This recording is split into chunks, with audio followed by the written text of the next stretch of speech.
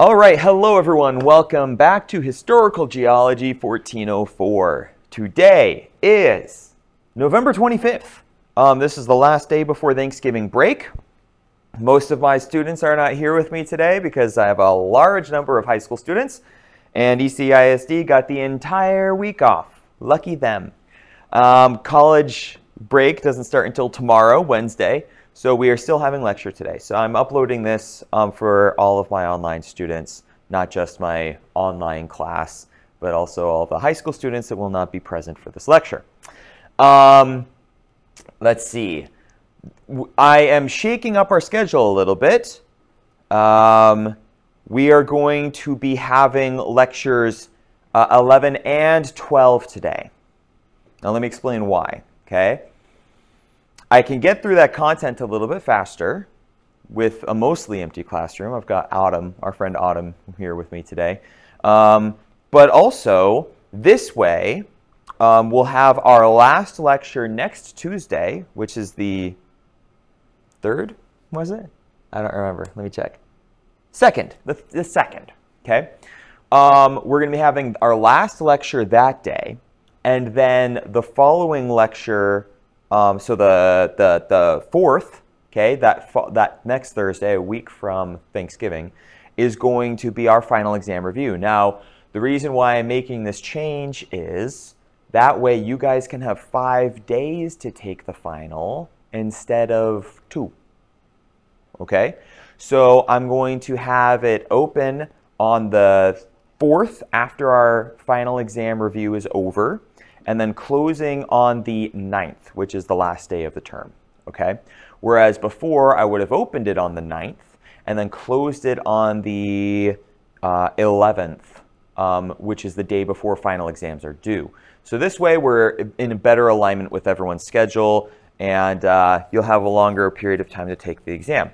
So I'm going to be giving you the lab exam a week from today on Tuesday, and the final exam 2 days later on Thursday, and you'll have 5 days to take that final exam.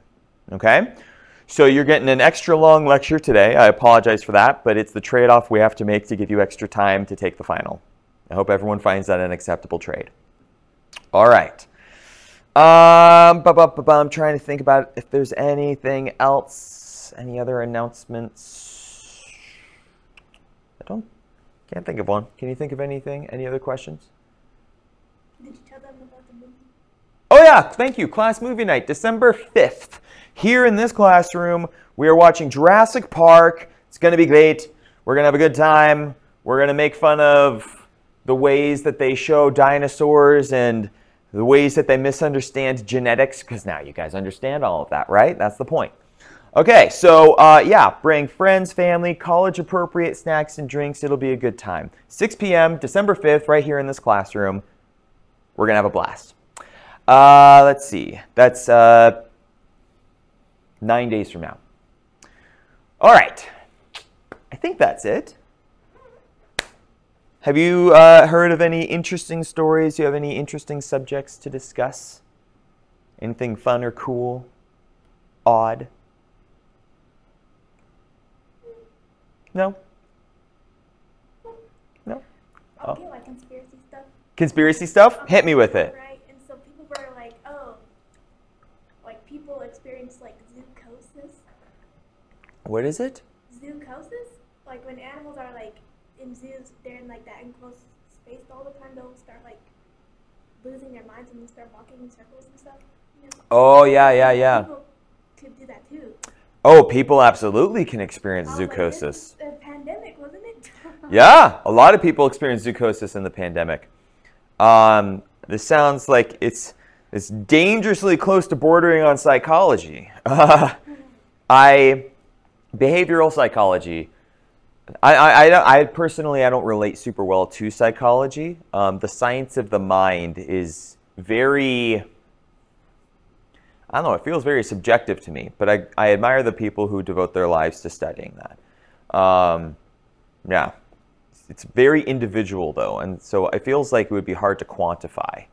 There aren't any hard and fast rules when we're dealing with 8 billion people on a planet, which is 8 billion different ways that people can think and developmental, every little choice that they make plays into their development. And so there's a lot of different variables there. I'm sure that there are commonalities, but I feel like there's just so much there. Whereas in my world of geology, there's the laws of physics and chemistry, right? And how they work together to make the world that we live in and the universe that our world resides in. So that's as odd as that sounds, that's more straightforward to me. Even discovering, talking about quantum physics things sounds more straightforward to me than the world of psychology. So, yeah, my brain's not built for that, interestingly enough, which some psychologists would probably have a field day with. But anyways, yeah. So what about zoochosis? Well, they were just because people don't like to consider themselves animals or whatever they are. So we're we experienced zoochosis. I was like, is that really a conspiracy theory? That's not really a conspiracy theory, no. But it is very relevant to what we talk about in this class. We are absolutely animals. What is an animal? Anything in the animal kingdom. Are we in the animal kingdom? Yes. Do people massively, hubristically think that we are the top, the pinnacle, the apex of the animal kingdom? Of course. Are we? I mean, not when you look at it from the whole viewpoint of human civilization. We've been around for about 200,000 years, right? Dinosaurs existed for 170 million years, give or take, right? We're talking about length of time, then we are so far from that. I've told you about brain-to-body ratios, right? So many people have the mistaken assumption that we have the largest brain-to-body ratio, which is why we're so intelligent. We don't. We're not even close. Ants have the largest brain-to-body ratio, right? So all these things that humans naturally assume that puts us on top of the food chain, makes us the smartest, best, most worthy successor to the throne of this planet, it's really just garbage when you look at it, right? It's really just us having a big opinion of ourselves. So, yeah, we are absolutely animals. And so we will respond in the same way that other animals will to many of the same stimuli, or lack of stimuli in the case of zoochosis, right? Right. Interesting thought. Thank you for starting us off with that. Okay. Let's begin. So we left off talking about the Devonian, right? We lost a lot of stuff at the end of the Devonian, right? There was this big extinction. Do you remember what caused this extinction?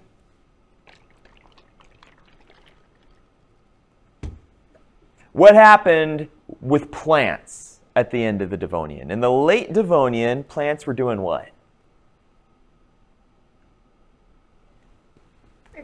Yeah, everywhere. They were growing everywhere. They spread everywhere. We got the seed. You remember the little seed? Yeah. This protected genetic package that allowed plants to spread themselves beyond just living in or near water, right?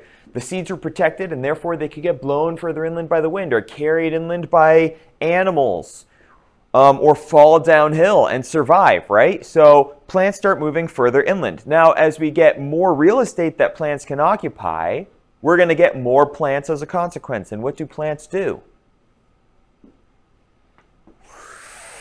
What do they suck in? Carbon dioxide, and they spit out the oxygen. And this is going to do what to our planet? Yeah, exactly. Okay, you're reducing the greenhouse gases in the atmosphere, increasing the oxygen, which is not an efficient energy energy holding gas. It does not have enough mass to stop the passage of radiation, and therefore we cannot hold it as efficiently here. Global temperatures dropped. Global temperatures dropped. Massive ice age, killed off a bunch of stuff. That is the end Devonian extinction. So moving on into the Carboniferous, which went from 359 to 299 million years ago. Why do we call this the Carboniferous? Well, because there were so many trees all over every continent on our planet that most of the coal And even a lot of the oil that we get out of the ground comes from this time period. Coal beds thousands of feet thick from all of the trees here, okay? That's where a lot of it comes from. Now, we separate the Carboniferous into two epochs, okay, or sub-periods if you want to think of them like this. The folks across the pond in Europe think of this in a different way than we do because we have some layers of rock that they don't, and they have some layers of rock that we don't. But in the end, we all agree on Carboniferous, whether or not you define it further than that. The Mississippian, though, went from 359 to 323, and the Pennsylvanian went from 323 to 299 million years ago. Okay, so that's how we slice the Carboniferous in half. So after this big extinction from the Ice Age, Earth started to warm up again because that positive feedback loop ended. Buildup of carbon dioxide in the atmosphere and other greenhouse gases started this loop again. Lots and lots of plants spread across the continents again. All right, so this is kind of, you can think of the Carboniferous as the age of plants, really, if you want to think of it like that. Okay. Ammonoids recovered from this Ice Age in a big way. They got really big and very diverse, lots of different ammonites. They make very good index fossils, moving from this point forward until the day they go extinct. Spoilers, they do go extinct later. We also see the development of a change in our arms race, this evolutionary arms race that I was talking about before, where previously most organisms would prefer to be heavily armored, have that protection to keep them from getting crunched, bitten, okay? But we see a change in that after this extinction. No longer do we see such an emphasis on armored individuals, which, don't get me wrong, there are still plenty of armored individuals, okay, armored species.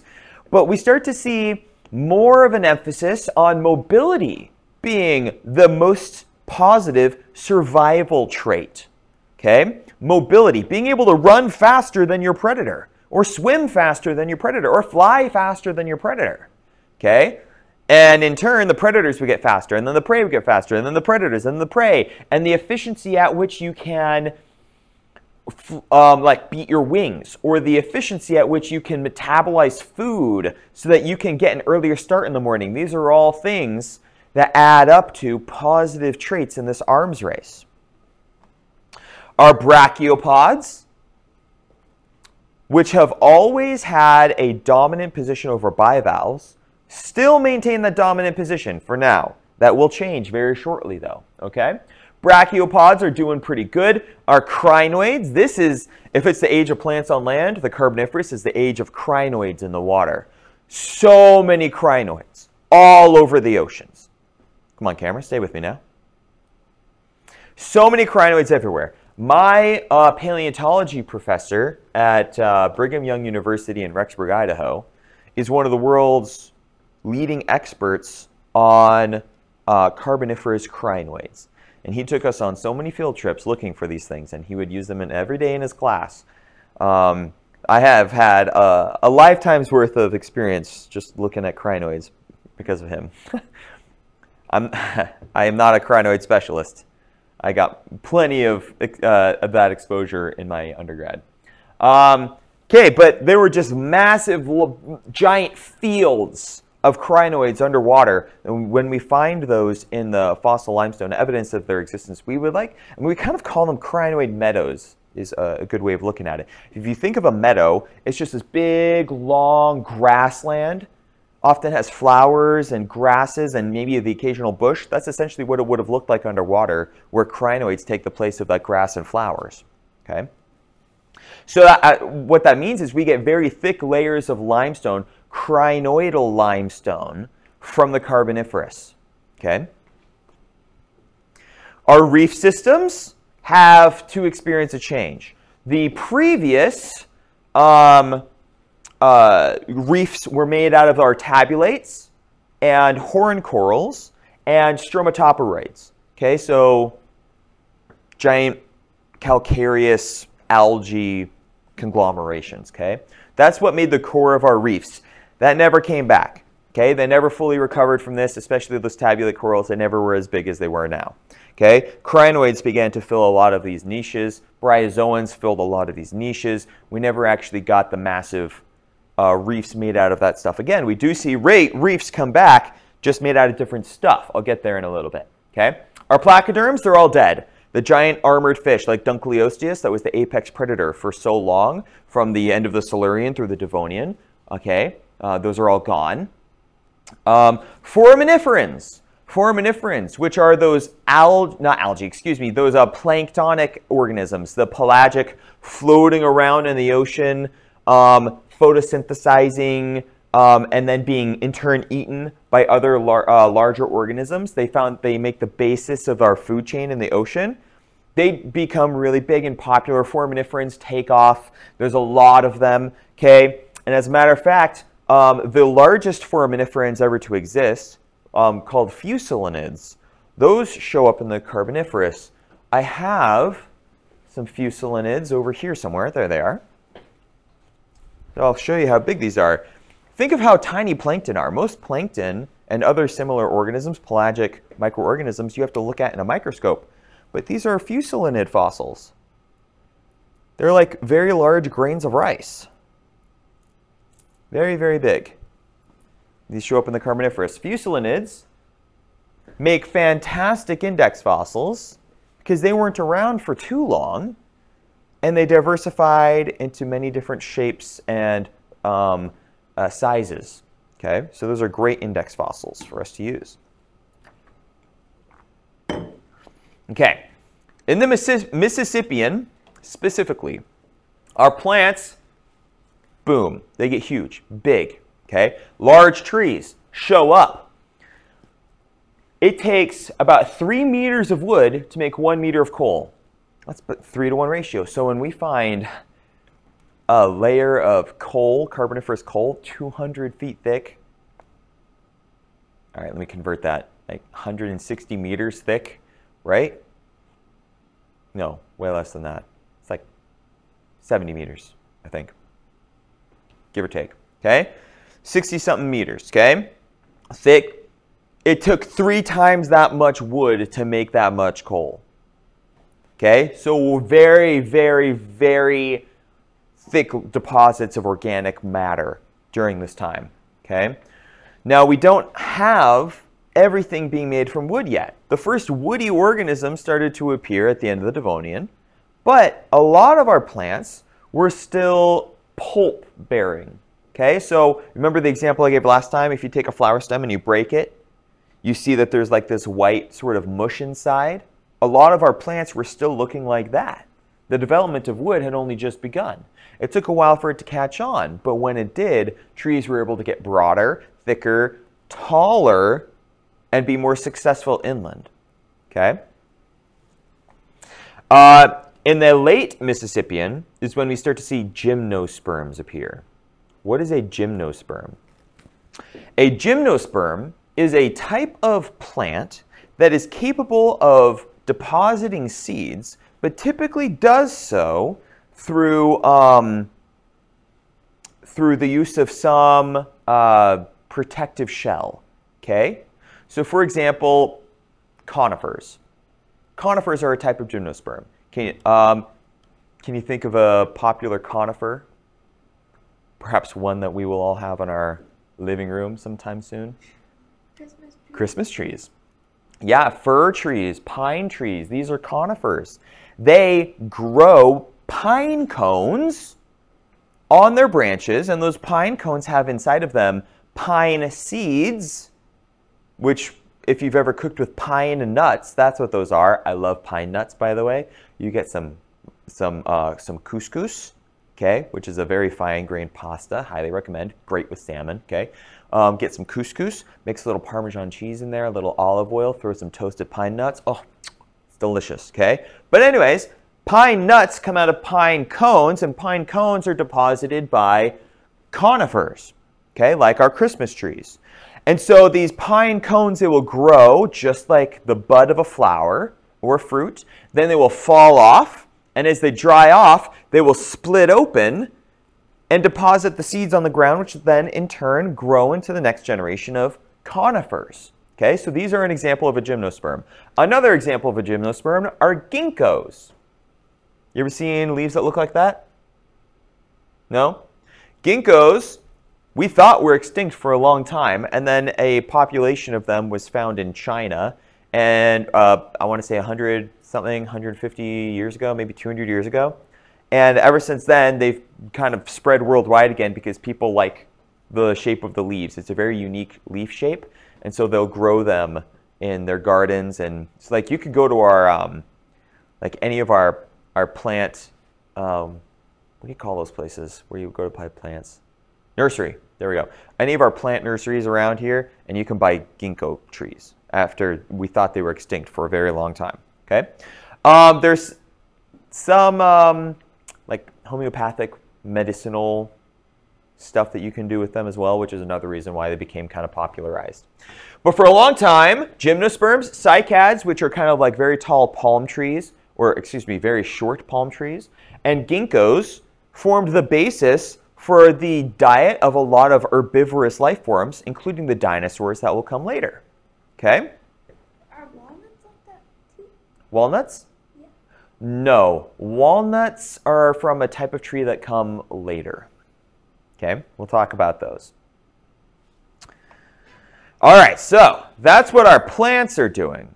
What's going on with the rest of the world? Well, in freshwater ecosystems, we see sharks and rays become the big deal, okay? Especially sharks, where placoderms disappear. Remember, sharks and placoderms were together during the Devonian, but placoderms were still the biggest, baddest predators in the ocean, especially Dunkleosteus and other similar organisms. Now that those are gone, sharks move in and fill that niche. So sharks get really big, they get really weird too. Carboniferous sharks have some of the weirdest mouth and head shapes you'll ever see, okay? Clams start to show up, and more organisms are moving into these freshwater systems. Okay, so freshwater ecosystems are diversifying. They're getting a little more complex in our fossil record. It's still a little bit hard to tell to what extent, because the number of freshwater fossils that we have significantly lower than the number of saltwater fossils we have. Insects, though. Insects get interesting here. Okay, so we've moved on from eurypterids and arthropods like trilobites, although those still exist. Insects are arthropods that have moved onto land and diversified into whole new groups. Okay, we get insects with wings at about the transition between the Mississippian to the Pennsylvanian, and they, should I say, take off? Would that be too funny? Would that be too bad? Too bad of a joke? But they really take off. Okay? In no time at all, we start to see dragonflies the size of bald eagles. Now, why would you suppose that flying insects got so successful so quickly? The perfect environment. Perfect environment how? What else lives there? Nothing. Oh, nothing. The skies belonged to insects before they belonged to anything else. Okay? There was nothing living there. It opened a whole new, you remember how I described niches as apartments and apartment buildings? You'd opened a brand new apartment building, and they were on the ground floor, right? Well, you know, the upper stories, but you know what I'm talking about, right? It was a whole new apartment building full of a whole bunch of new niches, and they exploded out there and filled it and became extremely successful, spread all over the world because nothing else was living there to compete with. And it gave them an advantage. If you're hunting for something on the ground and you can fly, wow, that's huge. Mobility. Remember I just described mobility being a huge factor in this evolutionary arms race? Being able to fly is pretty mobile, right? But that's not the only thing that got big. Millipedes, like this Arthropleura, 8 feet long. Doesn't that sound fun to come across? Now, Arthropleuras like this were detrivores, so they would eat mostly fungi, dead plants, maybe the occasional, you know, dead other bug or something like that. We don't believe that they were active hunters because millipedes today don't have the necessary hardware to make that happen, and so it's doubtful that these would. But they're still pretty big, okay? Not something you would necessarily want to come across That's something you would have a good time with. But why were insects getting so big? Any ideas?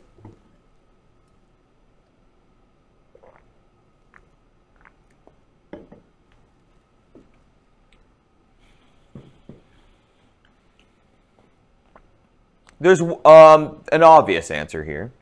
There wasn't a whole lot to compete with early on. So why not get big, right? But then there's a little more of a subtle one. We pointed out earlier that environment is easily changed by an excess of oxygen in the atmosphere. Also, they make the oxygen. Turns out that other things are easily changed by an excess oxygen. Okay, so lungs. Lungs require oxygen for our blood, right? They put oxygen into our blood. There is a link between the size of a breathing apparatus and the amount of oxygen in an atmosphere. The larger the breathing apparatus is, the larger the body. So, hyperoxia is what we call it. When you have enough extra oxygen moving through your breathing apparatus that it makes your system, your oxygen delivery system in your body so efficient that your body is capable of becoming larger. So not only was there limited competition in these niches, but also there was a lot of oxygen available. So they actually tested this. I forgot who exactly did it, but they tested this with houseflies, where they put houseflies in a contained environment. And, you know, they gave them the food and stuff that they would need to survive in there. But as time goes on, they slowly increase the amount of oxygen in their atmosphere. Okay? And as flies would lay eggs, those eggs would hatch, and then those flies would grow and lay more eggs, and those eggs would hatch. As time goes on, generation after generation, more and more oxygen in the atmosphere, the fly's body size got bigger. As generation by generation, they were adapting physically to the amount of oxygen in that atmosphere. This is what we believe happened to these insects as well. They got big because the plants were delivering so much oxygen out into the atmosphere. Now, what else is a threat that comes with excess oxygen?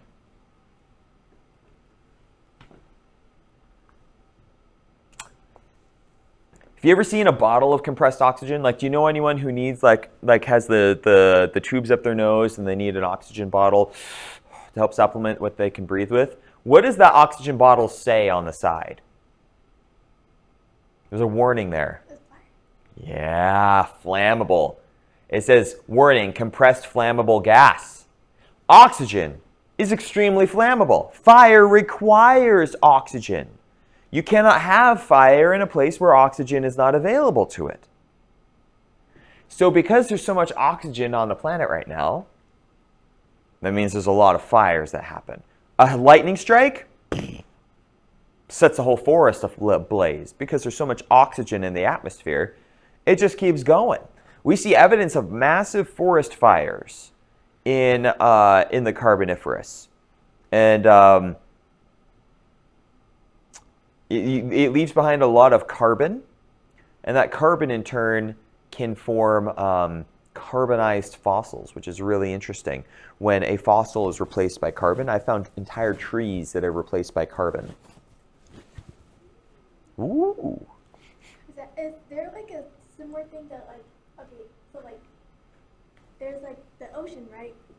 Like the surface ocean. The animals are like smaller, right? But the deeper you go, the bigger they get. There's the potential for them to get bigger, sure. What's the biggest thing that determines how large an animal can get is food availability and oxygen availability, right? So think of an elephant, the largest living land animal right now, right? The size of the herd of elephants is dictated only by the amount of food available, right?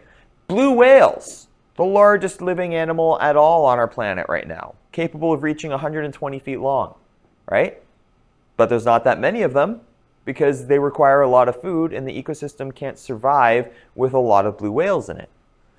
So it's environmental parameters like food availability that most commonly determine how large an animal can get, with something like oxygen availability being a secondary factor there. In a world full of plants and insects, with insects having limited competition at first, they were able to get big, and a lot of them were able to get big.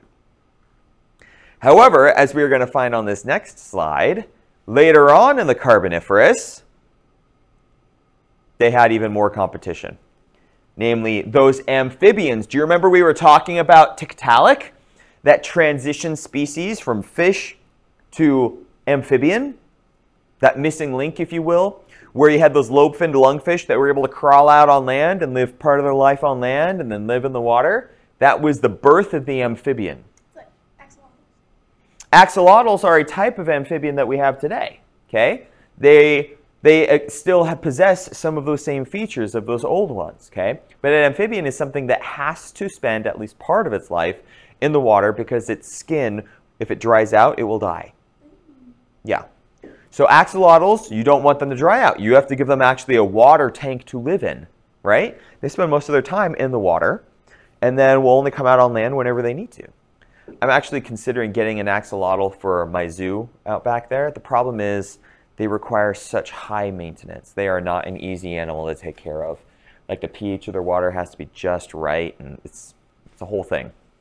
Okay, so we have these amphibians. They look something like this. Variations on this general body theme, you can definitely see salamanders in that, like what we have around today, right? Descended from this. Amphibians are the biggest competition to the insects for a while, and then later on in the Carboniferous, they actually get even more successful as predators than the insects. There are some amphibians that grew up to 20 feet long during the Carboniferous. Yeah. Imagine a 20-foot salamander hunting you through the woods.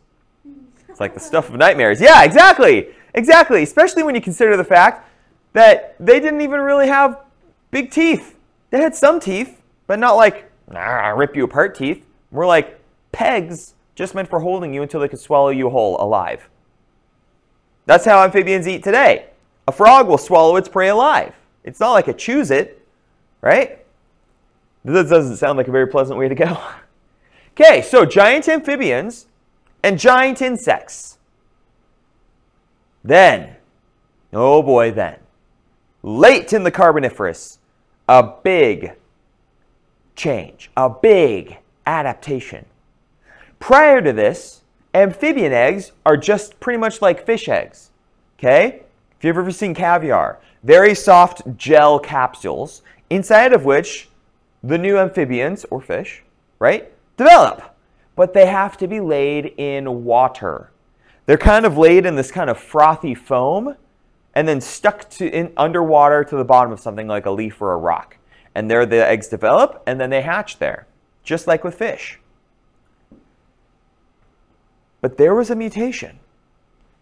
A mutation inside of an amphibian where instead of having that soft shell, they were born with, or the eggs were laid with slightly harder shells. Harder shells. Huh? Yeah. Slightly harder shells. What advantage would a harder shell give? They can do it on land. Well, we're not there yet. They are like, it's like harder to do. Yeah, they're more protected. They can't get squished as well. They can't get eaten by other amphibians or insects or fish as well, right?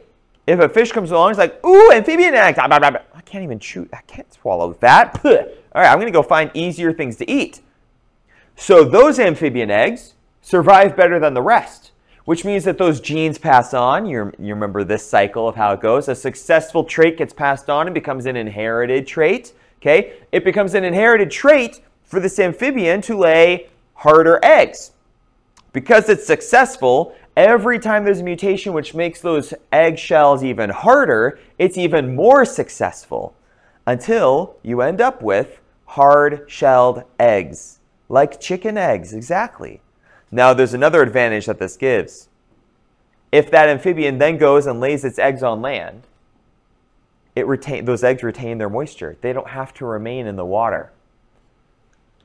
Oh boy. So now we have eggs that can be laid on land, meaning that my amphibians can start to spread away from the water further to lay their eggs. Those eggs are now protected from most of their natural predators, which means that those amphibians start to explode across all the landscape.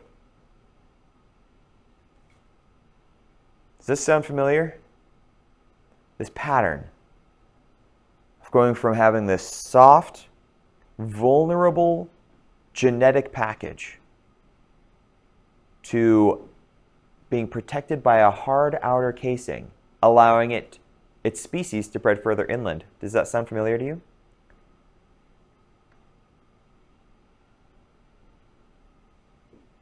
What did we see in plants at the end of the Devonian?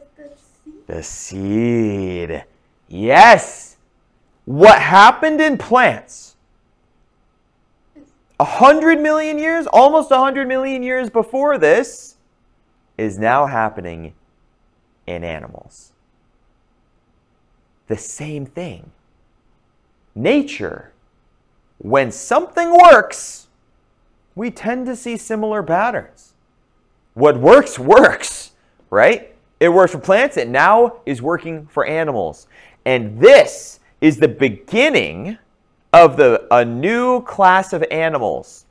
These amphibians laying hard-shelled eggs and developing other mutations, you know, like if all of a sudden you're laying your eggs on land, you need to spend more time on land, and therefore mutations for, you know, harder, more resilient skin, or legs that are better for walking on land, those become favorable as well because you're not spending as much time in the water. And so as time goes on, these land-living, hard-shell egg-laying amphibians become a new classification of animal called reptiles.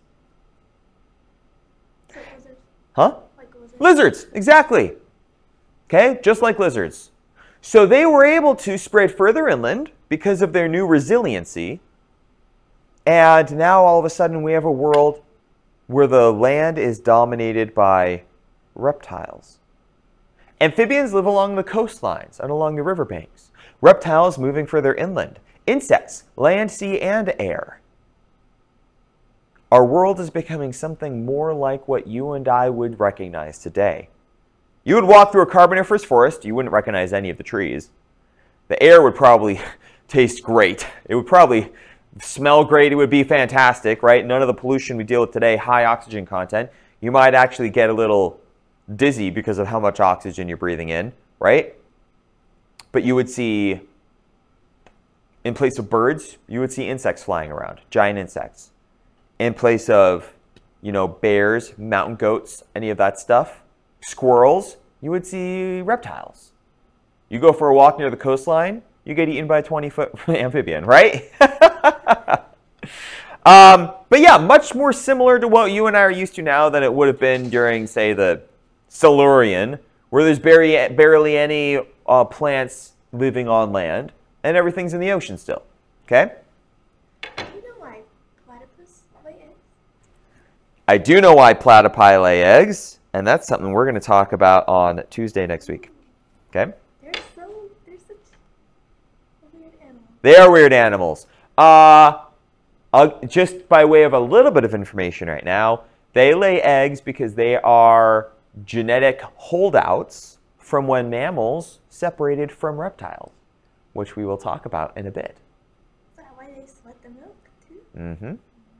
Yeah, all these things we're going to talk about. Okay, so tectonically speaking, during the Carboniferous, we are seeing Gondwana land right here, and your Africa. I don't know if you want to call it that.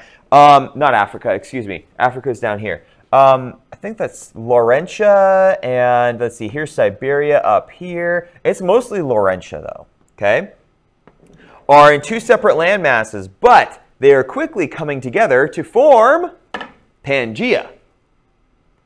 This is where we see Pangaea. Pangaea showed up way before the dinosaurs ever did, okay? Pangaea shows up mid-Carboniferous, right there at that transition between Mississippian and Pennsylvanian. So right here, they're going to combine right there, this narrow strip of water, that's going to go away. And so you're going to get this kind of C shape right here. Pangaea makes this kind of C shape, and in the side of, in the middle of it is what we call the Tethys Ocean. It's going to be very important for the development of swimming reptiles later. Okay? The Ouichitin orogeny, and that is how you pronounced it. I know it's not how it looks, but it's Ouichitin orogeny, is an Appalachian orogeny. This is what happened when South America and Laurentia collide with each other. Okay? Right here. When this continent and this continent slam together to make Pangaea, we make a mountain range down there, and that is a Appalachian orogeny on North America. Then we get the Alleghenian orogeny, which is in Africa and Eurasia, slam into each other. That is also Appalachian. Okay, so that's going to be when this part hits that part. Okay, so there's going to be two different sequences there, one after the other.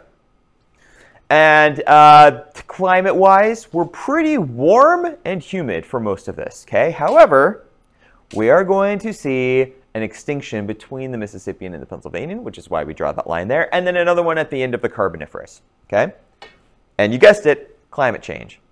It's part of the reason. Okay, big part of the reason. So, as we form this big continent, so now we have Pangaea right here. As we form this big continent, it is moving slowly south. As it moves slowly south, there's more landmass at that South Pole. More landmass at the South Pole means the development of glaciers. More glaciers means our albedo increases. Albedo increases. Reflectivity increases. We don't retain as much energy, solar radiation, and what happens? Positive feedback loop. We reflect more energy. We don't keep as much heat. We don't keep as much heat. Earth cools. Earth cools, snow line drops. Snow line drops, more glaciers. More glaciers, more reflectivity. More reflectivity, more energy is reflected. And so on and so forth. We get this positive feedback loop. And that's what we see here, okay? So, mid-Carboniferous, there is an extinction from global cooling. And then temperatures rise again for the Pennsylvanian. Okay. Then, at the end of the Pennsylvanian, there is another global cooling. This is the beginning of what we see as a distinction between equatorial climates and polar climates. Okay, so because there is such a massive amount of land at this pole, that's going to have a lot of ice on it. From this point forward, there's going to be a lot of ice present there. Okay, then such warm, wet climates here, and then deserts, because this is such a big, large area, a big continent. We get large interior continental deserts. So we have deserts here, we have deserts here. This is where we start to see a very wide distribution of continental ecosystems. No longer after this do we have every continent is just covered in forest. Okay? We have polar deserts down here, big sandy deserts up there, and then rainforest regions near the equator. Okay? All right, that is the Carboniferous. Moving on into the Permian. Because of the massive climate changes that occurred as a result of the Carboniferous tectonic movements, we see lots of diversification of the reptiles and amphibians and insects into these distinct ecosystem zones. Okay? One big common factor, though, is that in pretty much every ecosystem, reptiles are dominating. Amphibians resisted for a while. Bigger insects, not so much. They pretty quickly started to drop in size. They weren't able to compete too well. The flying ones held on for a while longer because there are no flying reptiles yet. And there are definitely there's no such thing as a flying amphibian, right? So the flying insects were able to hold on to their niche for a little while longer. But we don't see any of those 8-foot millipedes, those Arthropleura anymore. We don't have any of those gigantic, 2-foot wide spiders that we had during the Carboniferous. Moving into the Permian, we're starting to see reptiles take over the game. Okay? Now, they had some other new advantages that they developed along the way. A big one being jaws. Amphibian jaws, like I mentioned earlier, didn't have much bite force.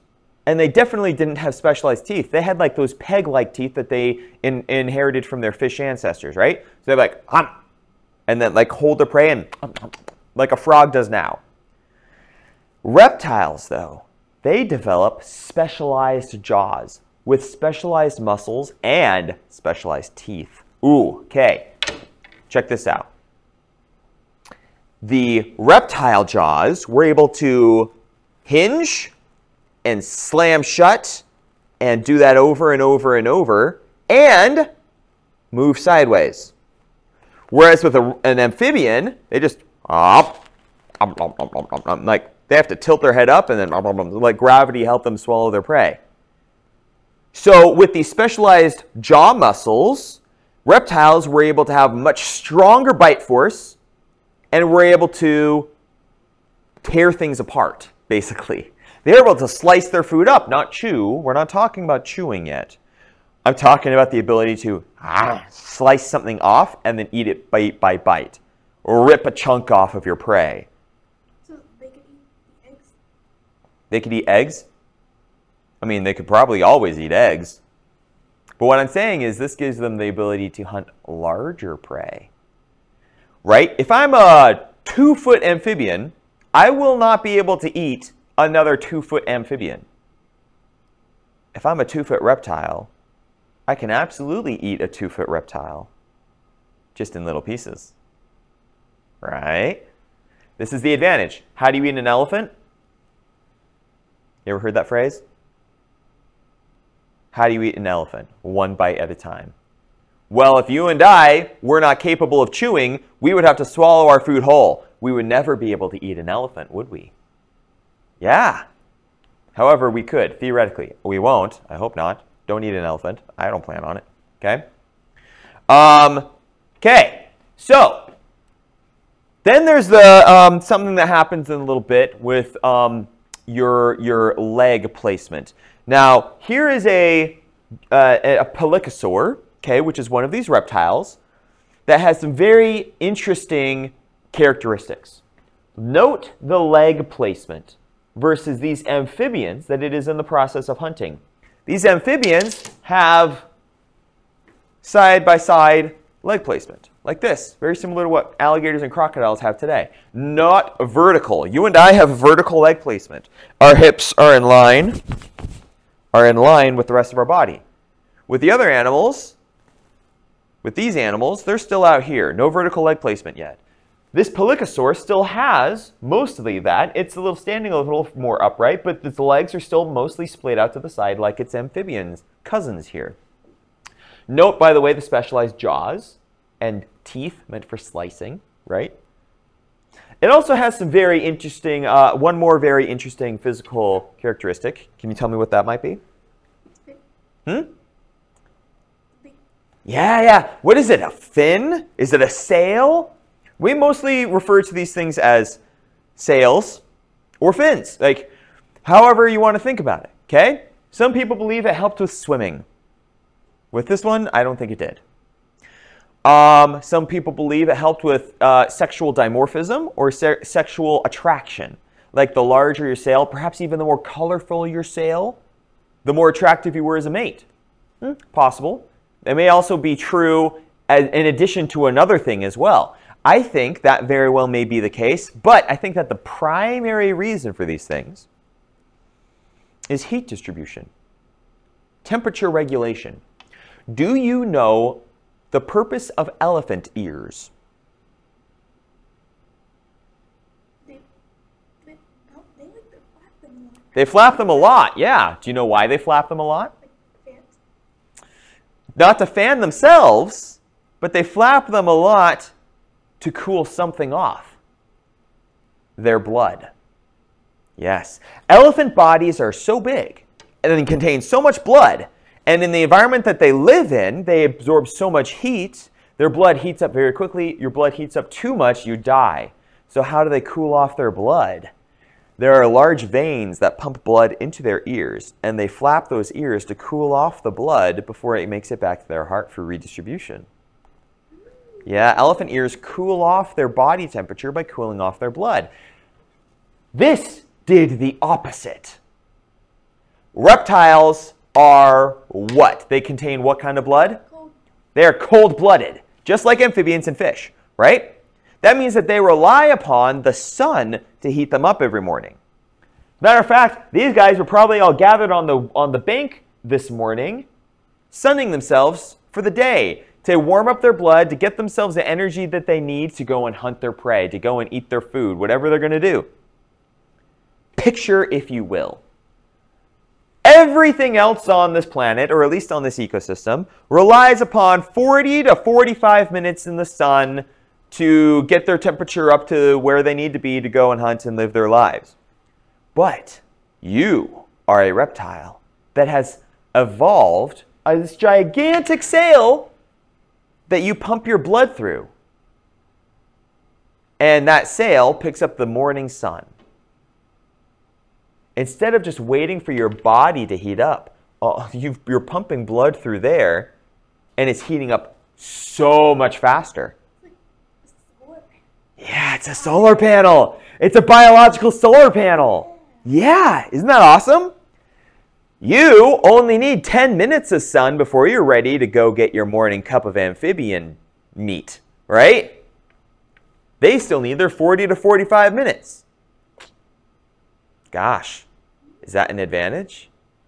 Yeah, if you're this predator ready to go and hunt some food and your prey is still sunning themselves on the side of this riverbank, one of these guys ain't getting away. Looks like it's going to be that one. Huge advantage. This is called Dimetrodon, by the way. It's a pelycosaur called Dimetrodon. And if you ever buy a pack of like dinosaur toys, like in those tubes, almost always, without fail, they will have a Dimetrodon in there. It bugs the crap out of me because they are not dinosaurs. Dinosaurs have not evolved yet. This is a pelycosaur, which is, you could say, a distant relative ancestor of dinosaurs. Okay? Pelycosaurs gave rise to different groups, like therapsids and archosaurs, which would give rise to dinosaurs later on. But we are not there yet. Okay? So, dinosaur? No. Ancestral? Yes. Ancestral reptile. Okay? So, big adaptation there. Then, after this point, we see the development of therapsids. Therapsids looked something more like this. Notice some big changes here. Legs mostly vertically placed. No longer all the way out to the side. Now they're somewhere about here. We see the development of vertical leg placement. Eventually, they're going to come right here. Also, their teeth.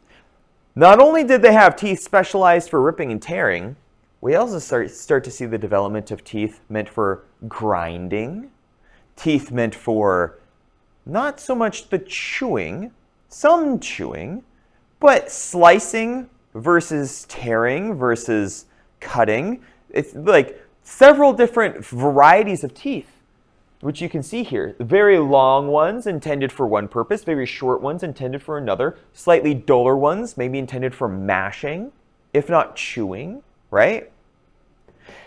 Then there's also the fact that it appears as though these organisms, these animals, were endothermic. There is evidence to suggest that they didn't need the morning sun to warm them up.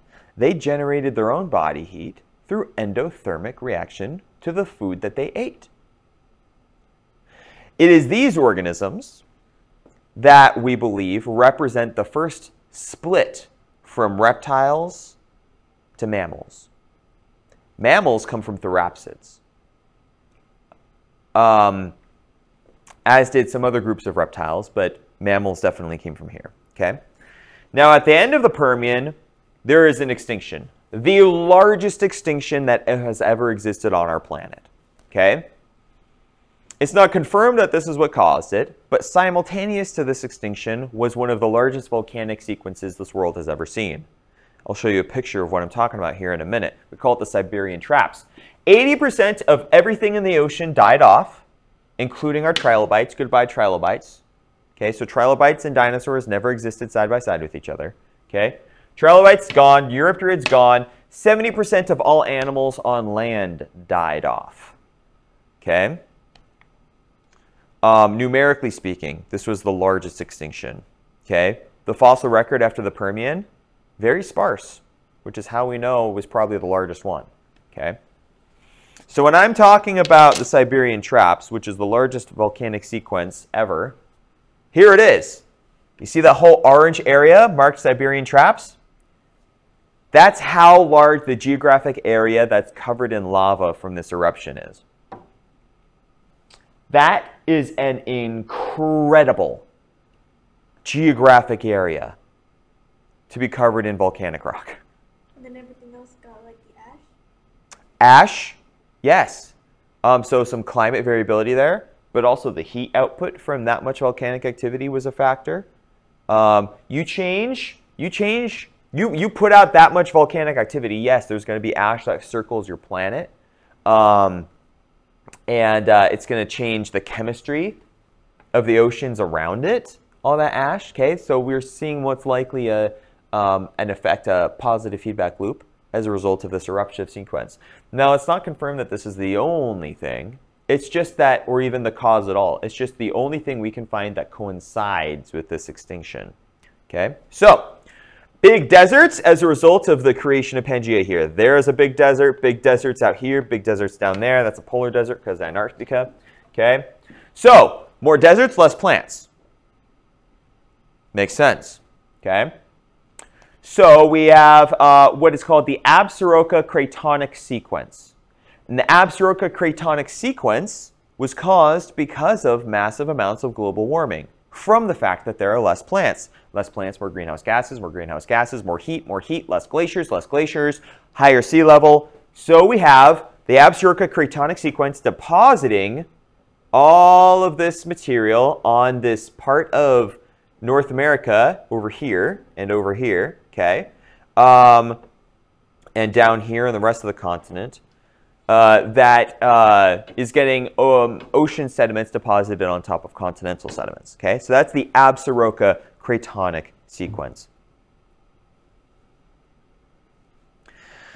So the Wichita orogeny, which I already talked about back during the Carboniferous, which was do I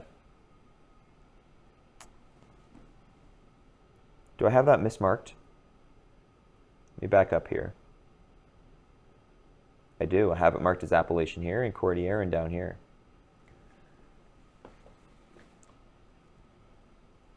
Okay, well the Wichita orogeny was Cordilleran. I'll have to go back and fix that so it doesn't say that over there. Okay, so this was the result of the collision of Eurasia, Euramerica actually, into Gondwanaland. Okay, and this is actually what caused the beginnings of what we have as our geology out here in West Texas. Okay, this is how the Permian Basin was made. The Permian Basin was formed during the Permian time period. That's why we call it the Permian Basin. Okay, so there's a fault block system, which essentially what happens when a series of faults creates an upland and a lowland, where the fault block falls down relative to the footwall. Okay, hanging wall falls down relative to the footwall. You have a fault block valley. So we get multiple sequences of this. The Delaware and Midland basins make low areas where a fault block zone occurred. Okay, in those low-lying areas, so here's the Midland Basin, and here's the Delaware Basin, they got filled with water. And as this water filled it in, so came a whole bunch of living things, you know, the planktons that came with it and the coral reef systems and all of this. For a long time, there was this shallow sea in this area, especially in these basins. And as all that life lived and died, it got buried in the sediment that got pushed down into this. Okay, so the orogeny out here created a lot of the Wichitan Mountains right here. Okay, created a lot of sediment which got washed down into these basins, making the layers of rock that we have now deep underground here in the Permian Basin. Okay, this whole area is called the Permian Basin, by the way. Okay. So the Midland Basin and the Delaware Basins are inside of what we generally refer to as the Permian Basin. Okay. So all of the sediment being washed from this mountain range, integrated with all of the organic content from the stuff that was living in those shallow sea out there, is what made a lot of the oil that is trapped here in the Permian Basin.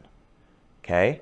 It got capped on top by evaporate deposits when all of that water evaporated away later on. And here it has remained. Okay? The Sonoma orogeny followed that and pushed a whole bunch of sediment across our continent.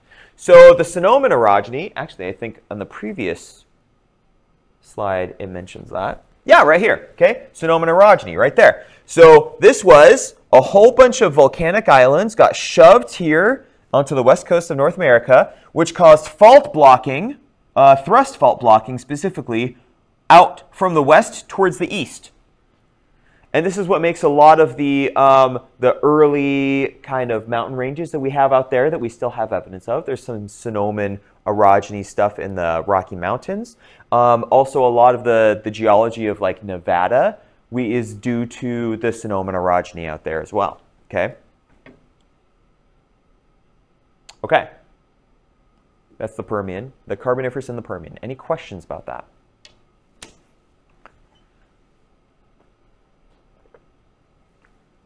All right, we're going to take just a quick couple minutes break here, and then I'm going to start on the next lecture. All right, moving on to the Mesozoic. And try and fit all of this within the next hour. I've got a meeting at noon I need to be at. All righty, Mesozoic, everyone's favorite. We talk about dinosaurs. This is the age of dinosaurs, the Triassic, Jurassic, and Cretaceous. All right. So at the end of the Permian, the worst extinction yet. Only 5% total, remember what I told you before on the last slide was how many species died. Only 5% total of all life in the ocean survived, and only 30% total of all life on land survived. Okay? So what do we lose? We lost our horn coral. Gone. We lost our tabulate corals. They're gone. We lost our lacy bryozoans. They're gone. We lost our trilobites. Finally, since the Cambrian, they've been around, right? Everywhere. Fantastic index fossils, they're gone. You know what's still around, though? Stromatolites. Stromatolites, the first evidence of actual life that we have on our planet, still here, right? And they're still here today. Spoilers, they survived the next extinctions, too. Okay? So, the Triassic, 252 million to 201 million years ago. Okay? So we go from having very, very few things surviving to kind of the slow, gradual increase in diversification. I mean, the more things you kill off, the longer it takes for everything else to fill in the space, right? That's just math. It makes sense, right? So then all of a sudden, boom, everything takes off, right? All at once.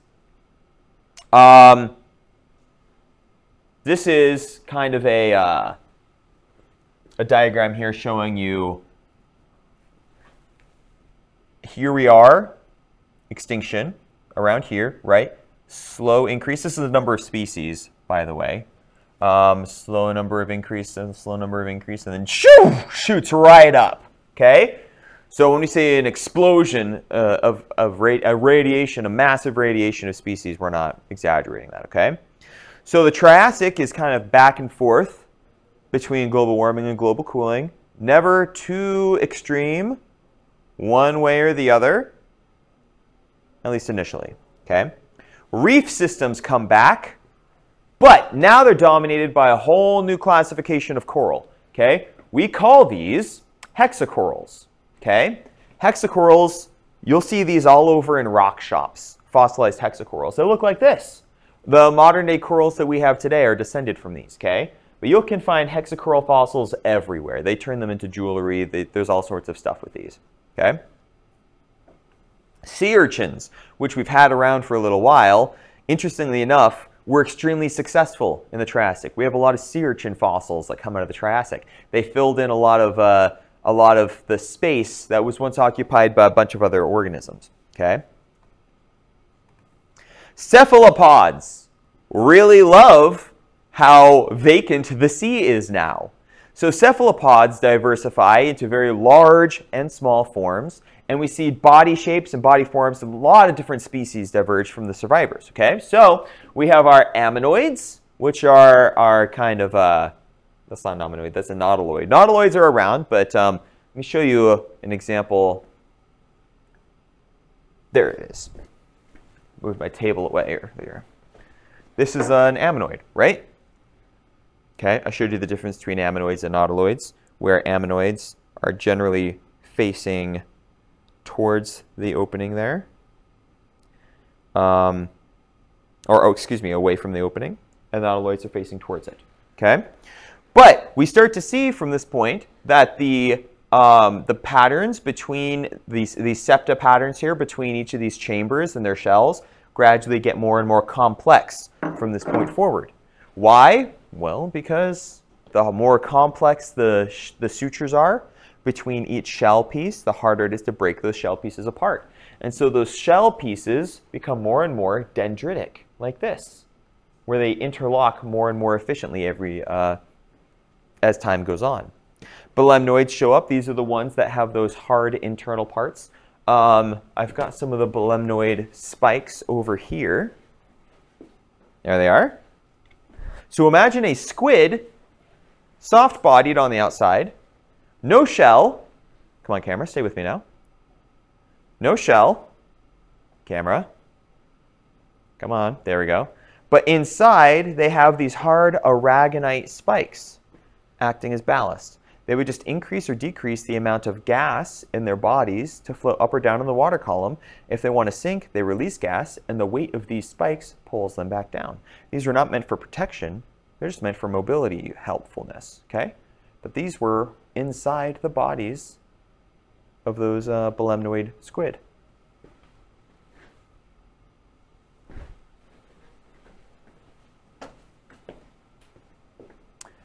Our fish are continuing to fill the seas. They form the basis of a lot of food chains, okay, all the way from the bottom up to not nearly the top. Sharks still pretty much occupy that for now. We'll talk about the things that occupy it with them on the next slide.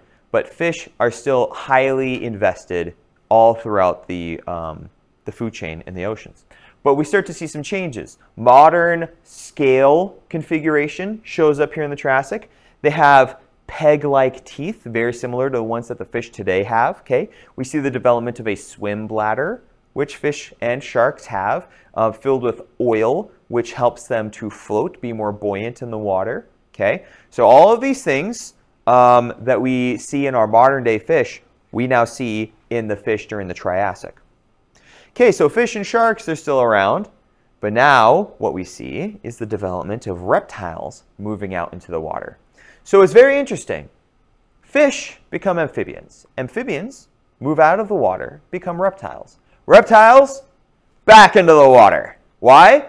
Because there's this big extinction and now there's all this open ecological space and they got to occupy those niches.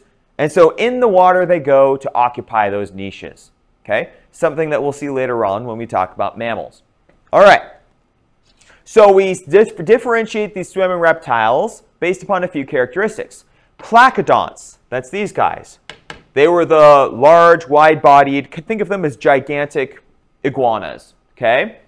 They would live on land and move out to the sea. They were good at swimming, but they were clearly land animals that had adapted to be able to swim. Then you have nothosaurs, which were far more ocean-dwelling, but still lived on land. They were kind of the equivalents of seals, like what we have today. Clearly capable of living on land, and often do, but their bodies designed for swimming. Okay? Then you have plesiosaurs, which are 100% aquatic. Okay? Still reptiles, though, so they breathe air, come up for air, and go back down, just like dolphins and other whales do today. Okay? Huh? The Loch Ness Monster? Yeah, that's the thing. You and your conspiracy theories, right? The Loch Ness Monster, a lot of people claim, is a plesiosaur. Not really possible, but fun to think of, right? Then we have ichthyosaurs. Ichthyosaurs fill the same niche that dolphins do today, okay? Which is why their bodies are very similar to each other, okay? This is a terrible rendering of an ichthyosaur. I have it up here because it's a funny, it's like a 1980s or early 1990s artist rendering of what an ichthyosaur would look like. Now, ichthyosaurs are very interesting. We get some really cool fossils with some really cool indicators of ichthyosaur life. For example, they are reptiles. Are you looking at that picture? No, I'm looking at a ghost shark. You're looking at what? Ghost shark. Ghost shark. Australian ghost shark. Oh, ghost shark? Yeah. Oh, interesting. Looks like that one. Australian ghost shark. Oh, I've seen those, yeah. Yeah. Okay, so reptiles lay eggs, right? Today, don't all reptiles lay eggs? No. There are some species of boa constrictor that give birth to live young. Interesting, huh? Rosy boas being an example of that. Yeah, they just give birth to live young. No eggs necessary. There are mammals that lay eggs, like your platypus, right? We'll talk about that later. Huh? Chickens lay eggs, but they're not mammals. They're not mammals? No, birds are not mammals. No, birds are actually a type of dinosaur. We'll get there. Oh, yeah? Yeah. However, it appears that ichthyosaurs were a type of swimming reptile that gave live birth. How do we know that? Here is a fossil of an ichthyosaur where there is a tiny little baby ichthyosaur being born. This poor mommy died mid-birth, and body was buried, probably really quickly in some underwater landslide, most likely. She was unable to swim away because of the fact she was giving birth, right? And both her and the baby got buried, and now we have their fossils showing us that this species of reptile, at least, was able to give birth to live young. Which makes sense when you think about it. Where would a swimming reptile that is fully aquatic lay an egg? I don't know. Even these guys probably laid their eggs out on land. They still breathe there. These guys breathe there, but it would be a lot harder for a body like this to move out onto land. So live birth, necessary. Very interesting. Adaptability of reptiles. Also, we see turtles show up during the Triassic. Okay? And boy, turtles got big. There were some big turtles. Okay, let's talk about our plants. At this point, we have moved fully into a gymnosperm-dominated ecosystem. Okay, so we have lots of cycads, conifers, and ginkgos, and ferns that form pretty much most of our plant life on land. They are resilient to temperature change. They can handle the cold and the hot, and are capable of living in environments with lots of water and very little water. And so they are capable of their habitats extend pretty much everywhere around the continents. Okay. All right. During this extinction, the end Permian extinction, most of the animals have died, including most of the therapsids, which, remember I pointed out, were where we see a diversion from ancestral mammals and reptiles. Okay? Most of our therapsids died out, but there was one that proved to be extraordinarily successful. Lystrosaurus. This guy right here, which I know this picture makes him look really huge, those are not full trees. Okay? Lystrosaurus were the size of a small dog. Okay? So about that big, kind of look like pigs with big teeth. Okay? About this big, stood about that high off the ground. Just kind of waddling around. Why were they so successful? I don't know, but man, were they. One of the few therapsid species to survive, and they went everywhere.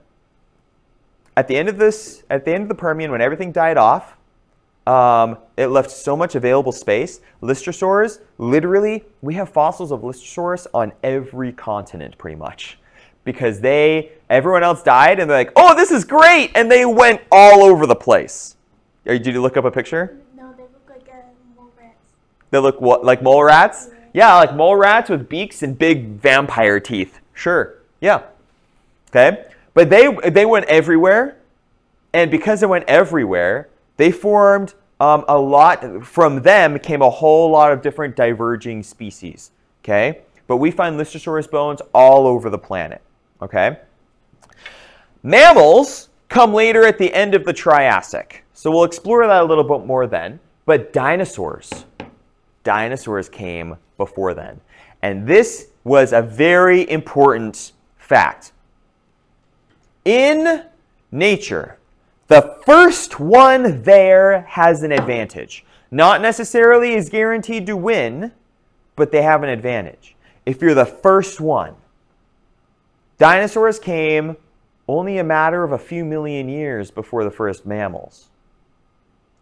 But it was enough of an evolutionary edge. They had already started expanding outward, filling niches before mammals. If mammals had come a little bit first, then maybe it would have been the age of mammals during the Jurassic and the Cretaceous, the Triassic, Jurassic, and Cretaceous. Perhaps the Mesozoic would have been the age of mammals, and then perhaps we would have died off as a result of an asteroid.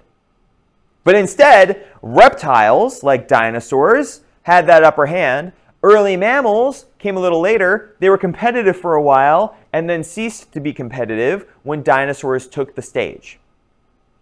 Okay? Not only were mammals early competition for these dinosaurs, crocodilians and amphibians as well, because dinosaurs started as small animals.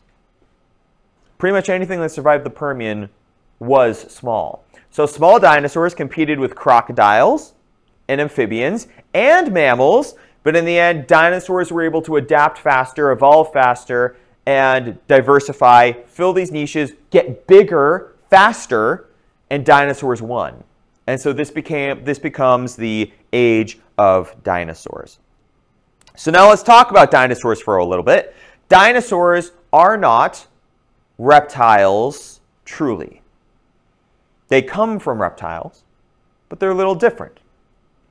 Some of the things that they had: vertical leg placement. Reptiles have horizontal, or not horizontal, but nearly horizontal leg placement. Think of a lizard, right? Dinosaurs didn't do that.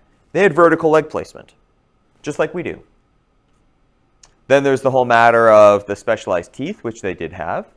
Then there's the whole matter of endothermism. They became so much more successful than their other reptile brethren, we believe in part because of the fact that they were able to regulate their own body heat. For the longest time, we thought that dinosaurs were cold-blooded. But now we have a lot of evidence to suggest that they were, if not fully endothermic, warm-blooded, somewhere close to it, where they did not rely entirely upon the heat of the sun to warm them up. At best, maybe it was a supplement. Whenever they had a meal, it was fully capable, that nutrition was fully capable of warming their blood. Perhaps during the time periods between meals, they relied on the sun to warm them up. Whereas you and I are fully endothermic. We don't need the sun to warm ourselves up, right? So these differences separate them from the rest of the groups of reptiles. So we don't technically consider them true reptiles. They are descended from reptiles. Dinosauria are all extinct now with the exception of one group. Take a look at how we differentiate dinosaurs from each other. We break them into two groups, Ornithischian and Saurischian. Ornithischian means bird-hipped, Saurischian means lizard-hipped, and here is Ornithschia. Here is Saurischia. And do you want to hear something really funny? Can you see what the still surviving group of dinosaurs is in here?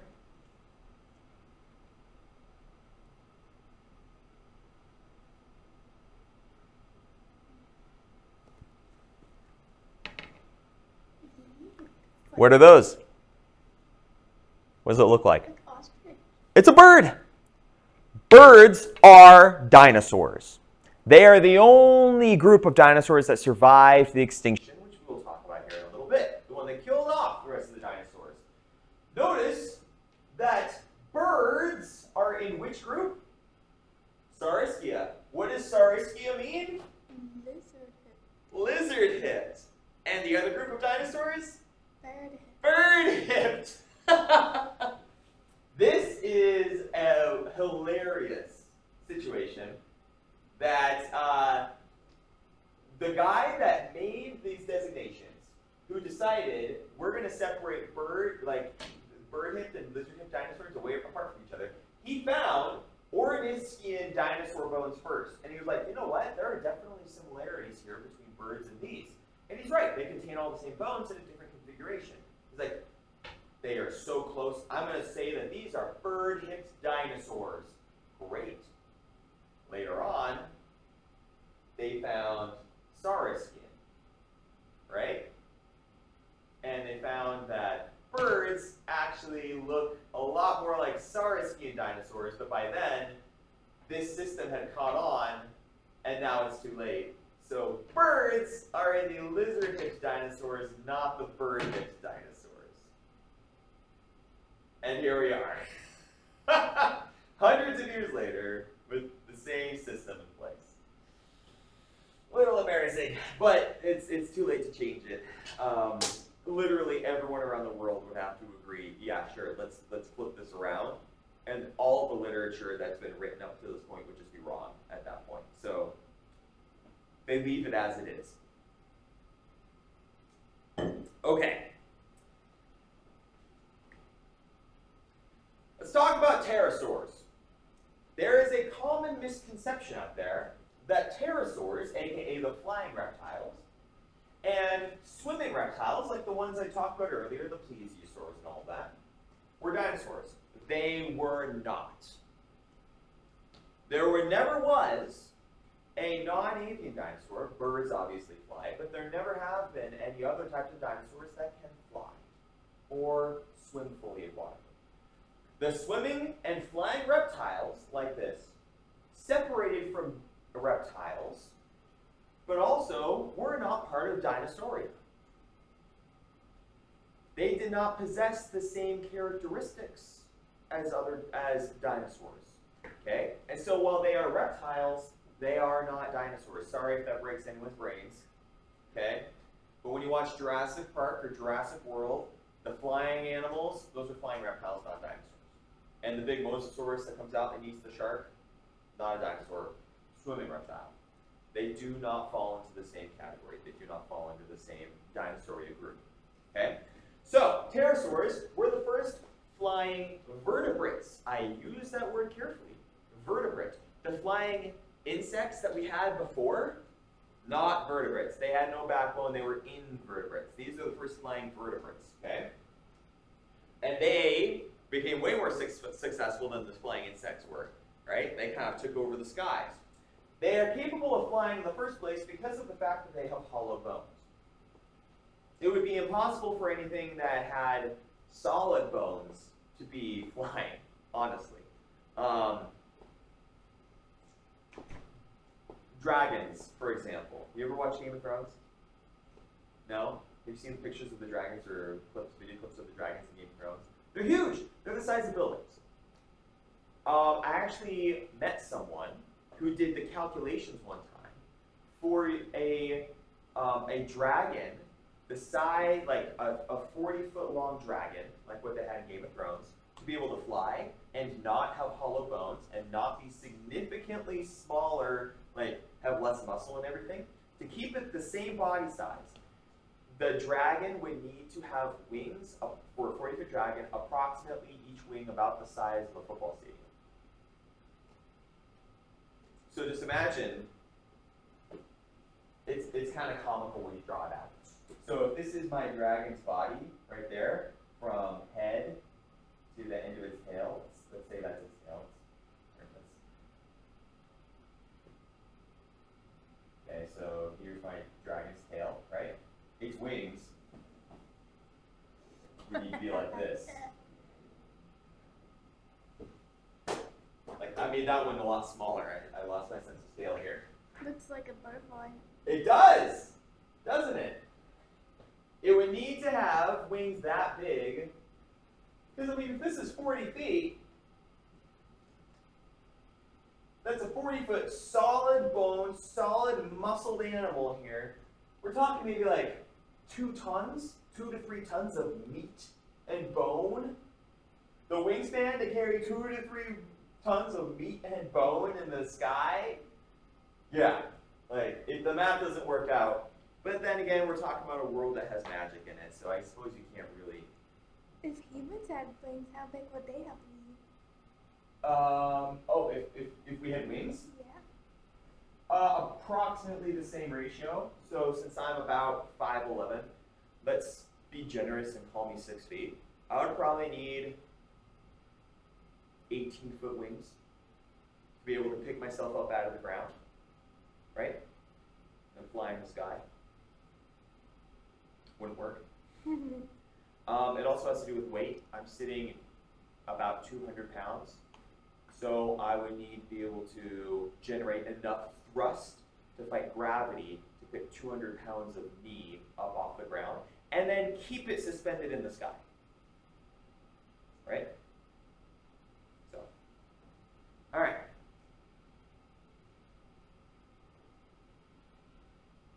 There's also a lot of evidence to suggest that because of this fact, that the size of the wings need to be, a lot of these pterosaurs, while capable of flapping their wings to stay in flight, would very likely live near cliff sides or on trees for the purpose of jumping off of those places and gaining altitude that way, instead of expending the energy to flap their wings and just take off from the ground, like birds can today. So, like, would they be able to, like, glide? Mm-hmm. Gliding is probably how they did most of their flying. Okay, at the end of the Triassic, we see an extinction. You guessed it. So what do we see here? Most of the rest of the therapsids died off, okay, at this point forward. We already have early mammals. We already have very successful dinosaurs. Most of the rest of the therapsids are dead from this point forward, okay? And it only took about 100,000 years after those things died off for the dinosaurs to fully move into where their competition used to be. There were some pretty big therapsids, so some big amphibians stuck around. Some big therapsids like this guy right here were very competitive with early dinosaurs in the Triassic. Once they're gone, dinosaurs fully take their throne. They owned maybe 70% of the world's domination in their ecosystems. From this point forward, they've got 95% of it, with the rest being made up of all of the other little things like crocodilians and mammals living in separate ecosystems and all that. So, okay. Like the dinosaurs in the Jurassic Park, right? They have their eyes on like their side. Would the dinosaurs have had their eyes on the side? Like no, like well, the Jurassic Park dinosaurs, they have to like turn their head. Oh, I see. Their eyes would be like that. Okay, so this has to do with the development of the orbitals, the orbital fenestra in the skulls. Okay, orbital. Do I have a skull? I could have sworn I had a dinosaur skull in here somewhere at one point. I have a Diplodocus sitting around here somewhere. Where did it go? Where did my dinosaur skull go? I don't think I've got those skulls. Those are not dinosaur. Show you guys these though. I'll go find a skull to show you here in just a second. But I 3D printed these and then totally forgot that I did. These are examples of the different types of hip structures. Okay, so let me back up here. Nope. Here we go. Okay. So here in our Ornischia, bird hip dinosaurs, we've got this type of hip placement. And then here in Saurischia, lizard hip dinosaurs, with this type of hip placement. But remember, these are actually the ones that are shared with birds. Okay? Saurischia, Ornischia. It's going to be more like this. Oh, actually, no. Yeah. I was holding them backwards. Here we go. All right. So it's going to look like that. You can see that they share many of the same bones, just in different configurations. Okay? Ornischia, Saurischia. Looks like the clip things. Huh? Doesn't look like one of those clip things. Oh, like a hair clip? Yeah. Oh, I see what you're talking about. Give me a second here. Let me run next door and grab a dinosaur skull, just so I can show you, answer your question about the eyes.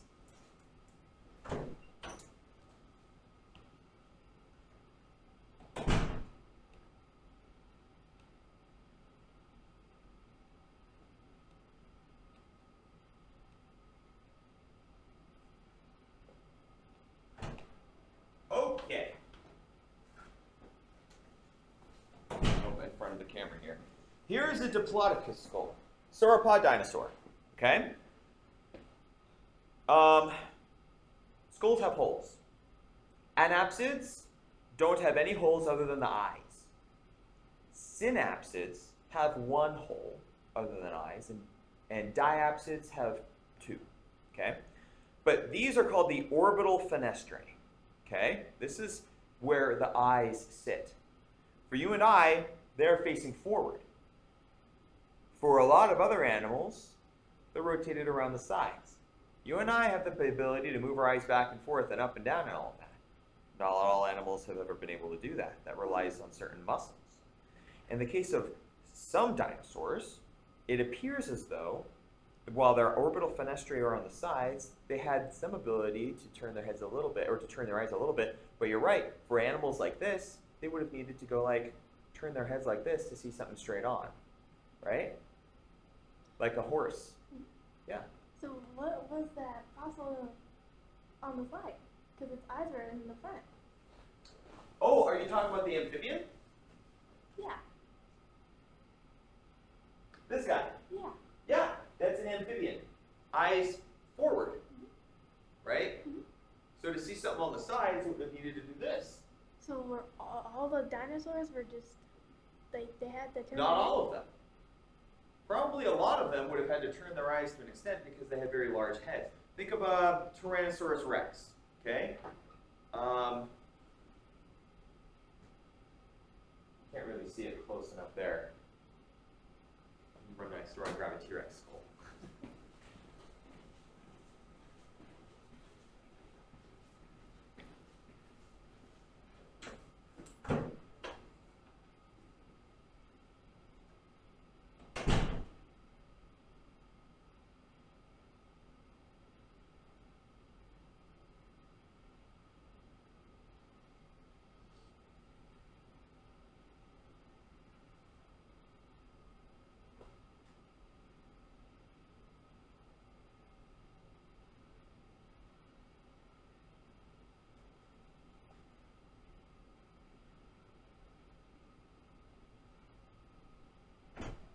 My T-Rex skull is gone.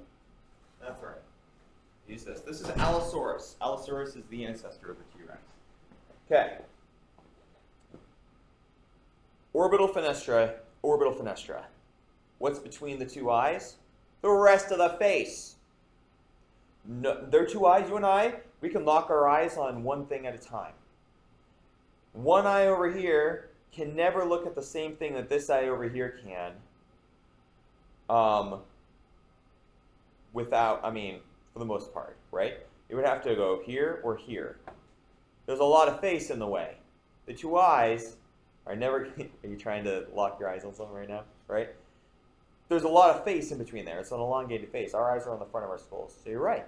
Some animals would have to do this, or if their eyes were on the front, they would have to turn their eyes like this to see anything to the sides. Okay? So they can't.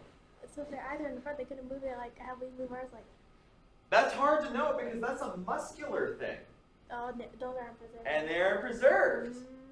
So the position of the orbital fenestra is the best thing that we have for identifying whether or not they could or not. Okay, let's talk about the tectonics of what's happening in the Triassic here. We still have Pangea. Pangea going strong. Big, massive desert areas in the middle in multiple places here, okay? Our Tethys Ocean is this giant inland sea which is protected by on many sides by land, okay? This Tethys Sea is just filled, teeming with life, okay? It had its own weather for sure, but this massive ocean out here, anything that happened out there couldn't really affect too much what was happening here. A big store moving in from one of the outer ocean would run into one of these barriers and kind of lose its energy before making it in here. So this became this very important, I guess you could say, breeding ground for ocean evolution, especially when it came to marine animals. Okay, lots and lots and lots of fossils come out of the Tethys Ocean. Moving to the Jurassic, which took place 201 to 145 million years ago. Reef systems are massive. Okay? Those hexacorals have only grown and grown and grown and grown and grown. So we have very, very, very large reef systems here. Okay? Especially in that Tethys Ocean, that Tethys Seaway. We see a lot of new forms of planktonic organisms like dinoflagellates, okay, which we still have around in the oceans today. And yeah, our belemnoids, which you're holding right there, we see all sorts of different shapes and sizes and widths and all these giant weird pieces, bits and pieces of these belemnoids, which means that they were extremely successful. This was a fantastic time period for belemnoids. They were a very important part of the food chain there. Our swimming reptiles have gotten really big, and only a few of them have managed to survive through the Triassic extinction, okay? Our plesiosaurs and ichthyosaurs are the most successful groups from the ones that we discussed before. Plesiosaurs got way bigger and frankly scarier, okay? It's like a 40-foot-long animal, 20 feet of the front 20 feet of which is a neck. Yeah, it's like a giant snake attached to a turtle body, almost, right? Actually, there's a funny story here. So, during the 1800s, there was this, what people refer to often as the Bone Wars, where paleontologists would get funded by museums and universities to go out into the wild American West and find fossils, find bones. And the person who brought the most ones back were the ones that were considered to be the most successful paleontologists and get the most funding. So these two guys started out as friends, quickly became enemies. Charles C. Marsh and Edward Cope, okay? Quickly became prominent names in the Bone Wars, okay? It got so bad, the competition between these two got so bad that if they ever passed each other in the field, their dig teams would shoot at each other. Yeah, that's how bad this was, okay? They call it a war for a reason. So they would spend all year out there, all summer, collecting bones and then bring them back to the universities and then do these big, massive advertising campaigns.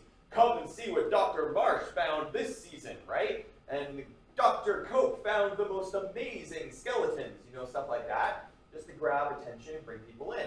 Well, so one of them, and I want to say it was Cope, he found the first plesiosaur skeleton.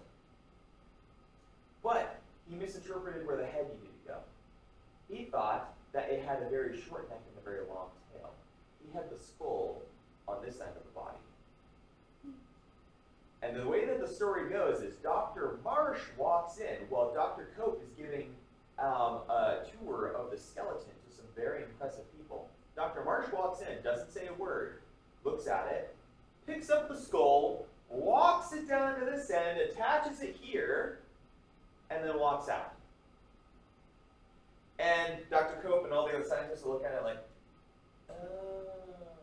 yeah, it fits better there, doesn't it?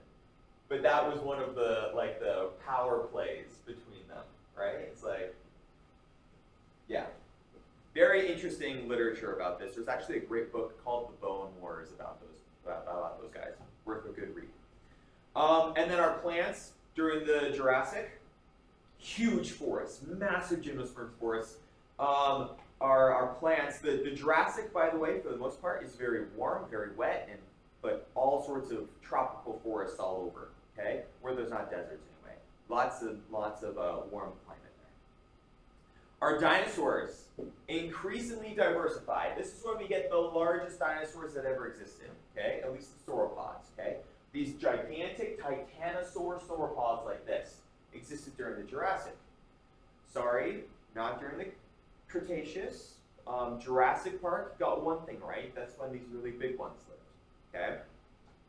So we had big dinosaurs, spiky dinosaurs, dinosaurs with frills, dinosaurs with club tails, dinosaurs with all sorts of horns and spikes all over their bodies. The diversification of dinosaurs never got bigger, never got wider, never got more broad than during the Jurassic. Mammals as well are diversifying here, but they are not they are not intruding on the dinosaurs' space, right? Mammals are successful, just not in the same ways that dinosaurs are. Dinosaurs own the planet, so to speak, right? Most of the environments, most of the ecosystems, dinosaurs occupy. Mammals, background, but still there, still surviving, still being successful, just in the smaller populations. And at night, they're nocturnal, you know, they mostly eat plants and insects, maybe smaller dinosaurs if they could catch them. Yeah, amphibians still around as well. The first fossilized frogs that we find are from the Jurassic. Okay, so the first modern types of amphibians show up in the Jurassic here. So were they really big? Or? There have been some really big species of frog. I'm trying to think, but I think the largest one I know about was like a foot, maybe a foot and a half long. Beelzebufo. I think it's called like devil frog. All right. You know what else shows up in the Jurassic? Birds. Okay, the birds. Now, for the longest time, we thought that Archaeopteryx was the first bird. Turns out it's not. Archaeopteryx is, in fact, a feathered dinosaur. Birds did show up in the Jurassic. It's just that Archaeopteryx was not one of them. What are some of the defining characteristics of a bird? Wings? Sure. Ability to fly? Yes. Beak. Part of what makes a bird. No beak here. Toothed snout. Claws on hands. Right? Still a dinosaur. Just one with feathers. This brings up a very interesting point. Feathers evolved in the Jurassic. Potentially earlier, but definitely in the Jurassic. That's why we start showing a whole bunch of dinosaurs like Tyrannosaurus rex and Velociraptor that come later as having had feathers now. Because dinosaurs, birds have feathers, Archaeopteryx had feathers, therefore, a lot of the stuff in between must have had feathers too. It's logical. The same with trade can't have evolved twice. The statistical likelihood of that is ridiculously small, okay? So, birds do show up in the Jurassic, but Archaeopteryx, not one of those. All right, tectonically speaking, what's happening here? This is when Pangaea breaks apart. Pangaea breaks up starts to break up in the early Jurassic. This is a picture from the late Jurassic, okay? So North America, look at this. We're starting to see our actual shapes of our continents now, okay? North America looks like North America does today. As it split apart from Africa here, South America down here, it's shoving its way up north that way. It looks just like how North America today does. Here's our Gulf of Mexico right there. South America and Africa have this long river system between them right now because there is a divergent plate boundary forming there, making a rift valley through which that river is running. Okay? Give it a little bit longer when we move into the Cretaceous, those two will have split apart. Here is Australia, still attached to Antarctica. India, still attached to Antarctica. But you can see that Antarctica is slowly starting to split apart from Africa. China and Siberia in Europe, over here, moving away from everyone else as well. Our Aztepi Seaway is now fully exposed to the rest of the ocean. The Nevadan orogeny, a Cordilleran orogeny, is a whole bunch of sediment that got piled up on the west coast and then thrust faulted, shoved east, okay? Folding and thrusting, shoving material off this way, creating a lot of the mountains that we associate with the Rocky Mountains today, okay? It was instrumental in creating the Rocky Mountains, but this is really important because all of this was still covered by water in North America. Okay, we call this the Sundance Sea. It was up here, and then what comes later, when this becomes flooded, is called the Cretaceous Interior Seaway. So we have this big mountain range here, and then the east coast still on land right here, but this is all covered in water. As the Nevadan orogeny here built up this mountain range, and then weathering and erosion carried sediment off the mountain range off to the east here into the shallow sea. It created what is called the Morrison Formation. Morrison Formation is where we get so many of our fossils, our dinosaur fossils, from. Because dinosaurs would live along the coast of this shallow sea, and then they die there and get buried in the sediment.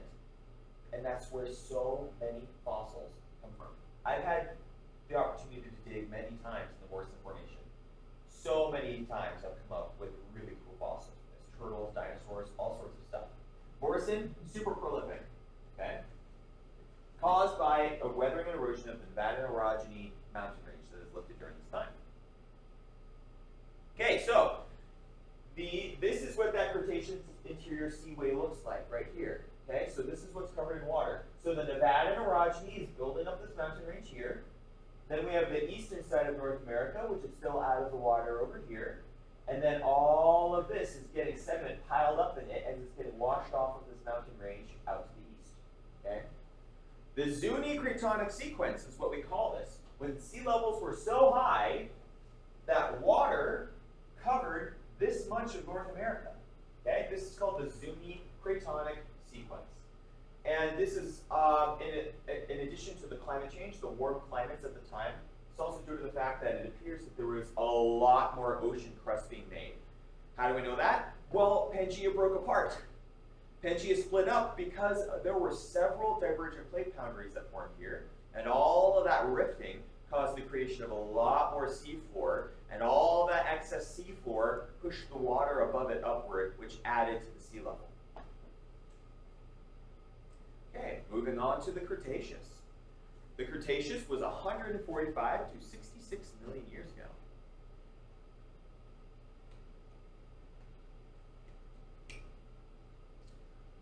The first big thing that happened in the Cretaceous was the sheer quantity of planktons and other microscopic pelagic organisms that we see develop here. Okay?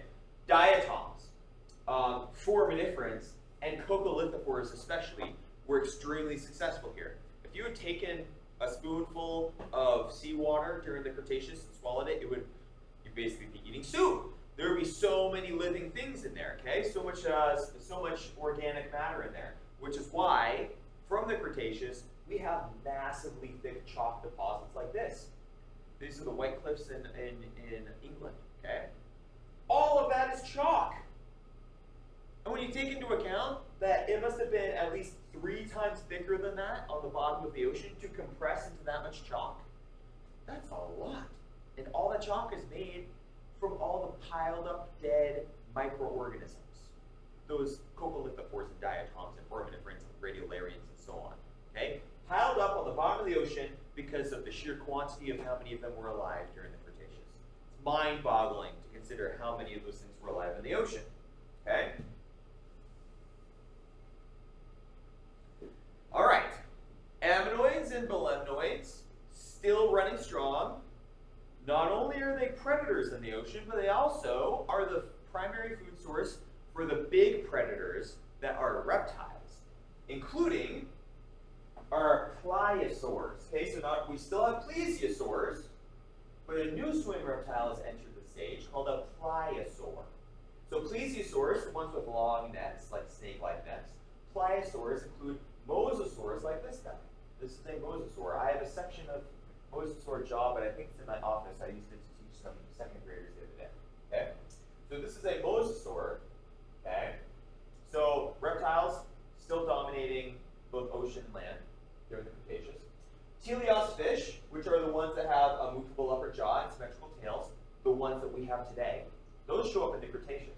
Most of the successful fish species we have in the world are teleost. Okay? Today. All right.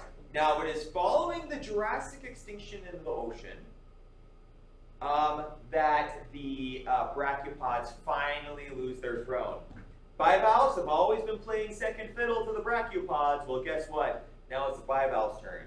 And from this point forward, from the Cretaceous till now, bivalves have been more successful than brachiopods. It only took 500 million years for it to happen, right? So, bivalves, that's why we have the clams and the oysters and the scallops and all of those things that fill our oceans today, but you never really hear about any brachiopods because there aren't nearly as many of them. Our modern day snails, they show up. Modern day crabs, they show up here during the Cretaceous. Our world is looking more and more like the world today does. One minor thing, no dinosaurs today, right? But more and more of the organisms that you and I are used to seeing in daily life are showing up now. Rudists are an extremely successful species of bivalve, like this. This is a rudist colony. They look like razor clams, okay? They kind of look a lot like razor clams, which are very vertical, long clams that grow vertically, like this. They don't make small, squat shells. They grow vertically, like so. And so Rodists did as well. And these made very large reef systems made out of bivalves, okay? Essentially clam reefs, more or less, okay? But they only lived during the Cretaceous. They die at the end of the Cretaceous. They go extinct at the end of the Cretaceous. They were only around for this point in time. Makes them very good index fossils, okay? Then there's a new evolutionary hunting mechanism that the animals in the ocean develop. Shell drilling, or piercing. So instead of just cracking a shell open, we're forcing it open. There's this new tool where organisms will grow this spike in their mouths and then use that spike to drill a hole through the shell of their prey and then slurp the animal out of the hole, which is still something that starfish do today. Starfish will do that, as will several species of snail and other organisms will still drill their way through holes today.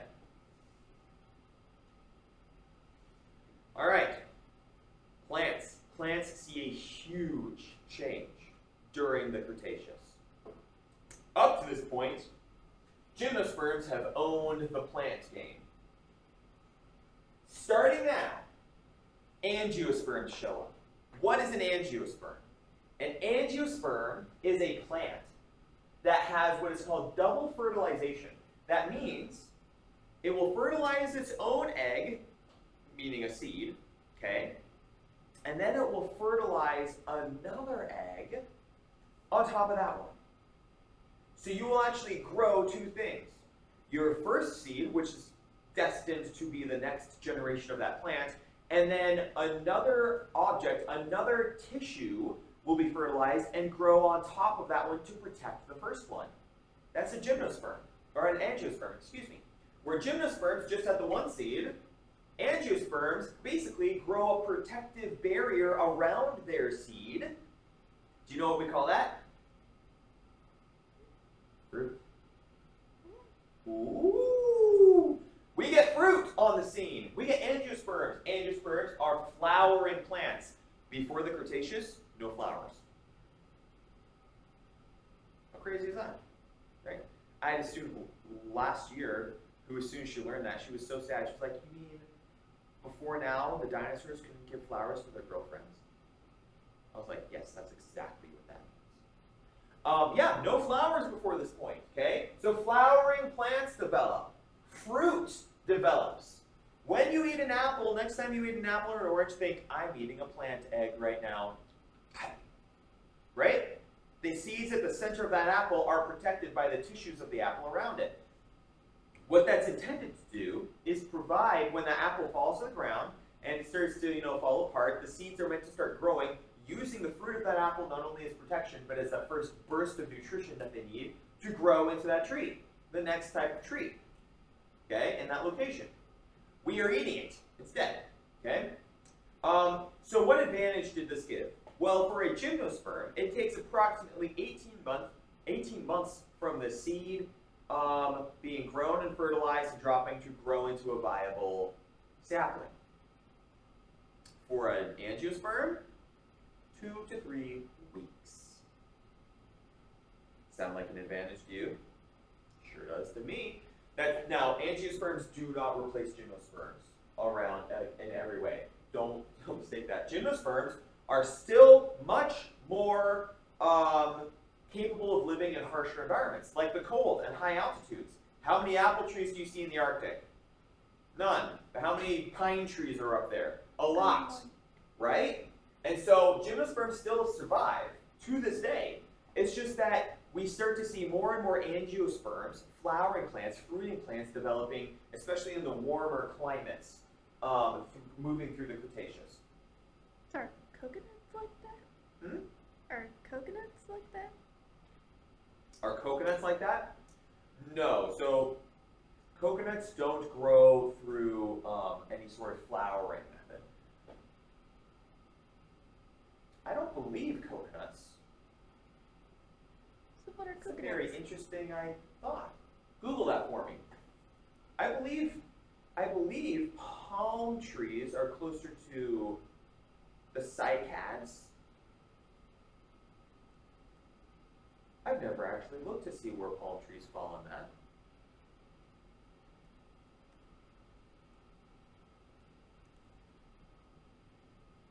No, palm trees are not closer to cycads. Okay, what are they?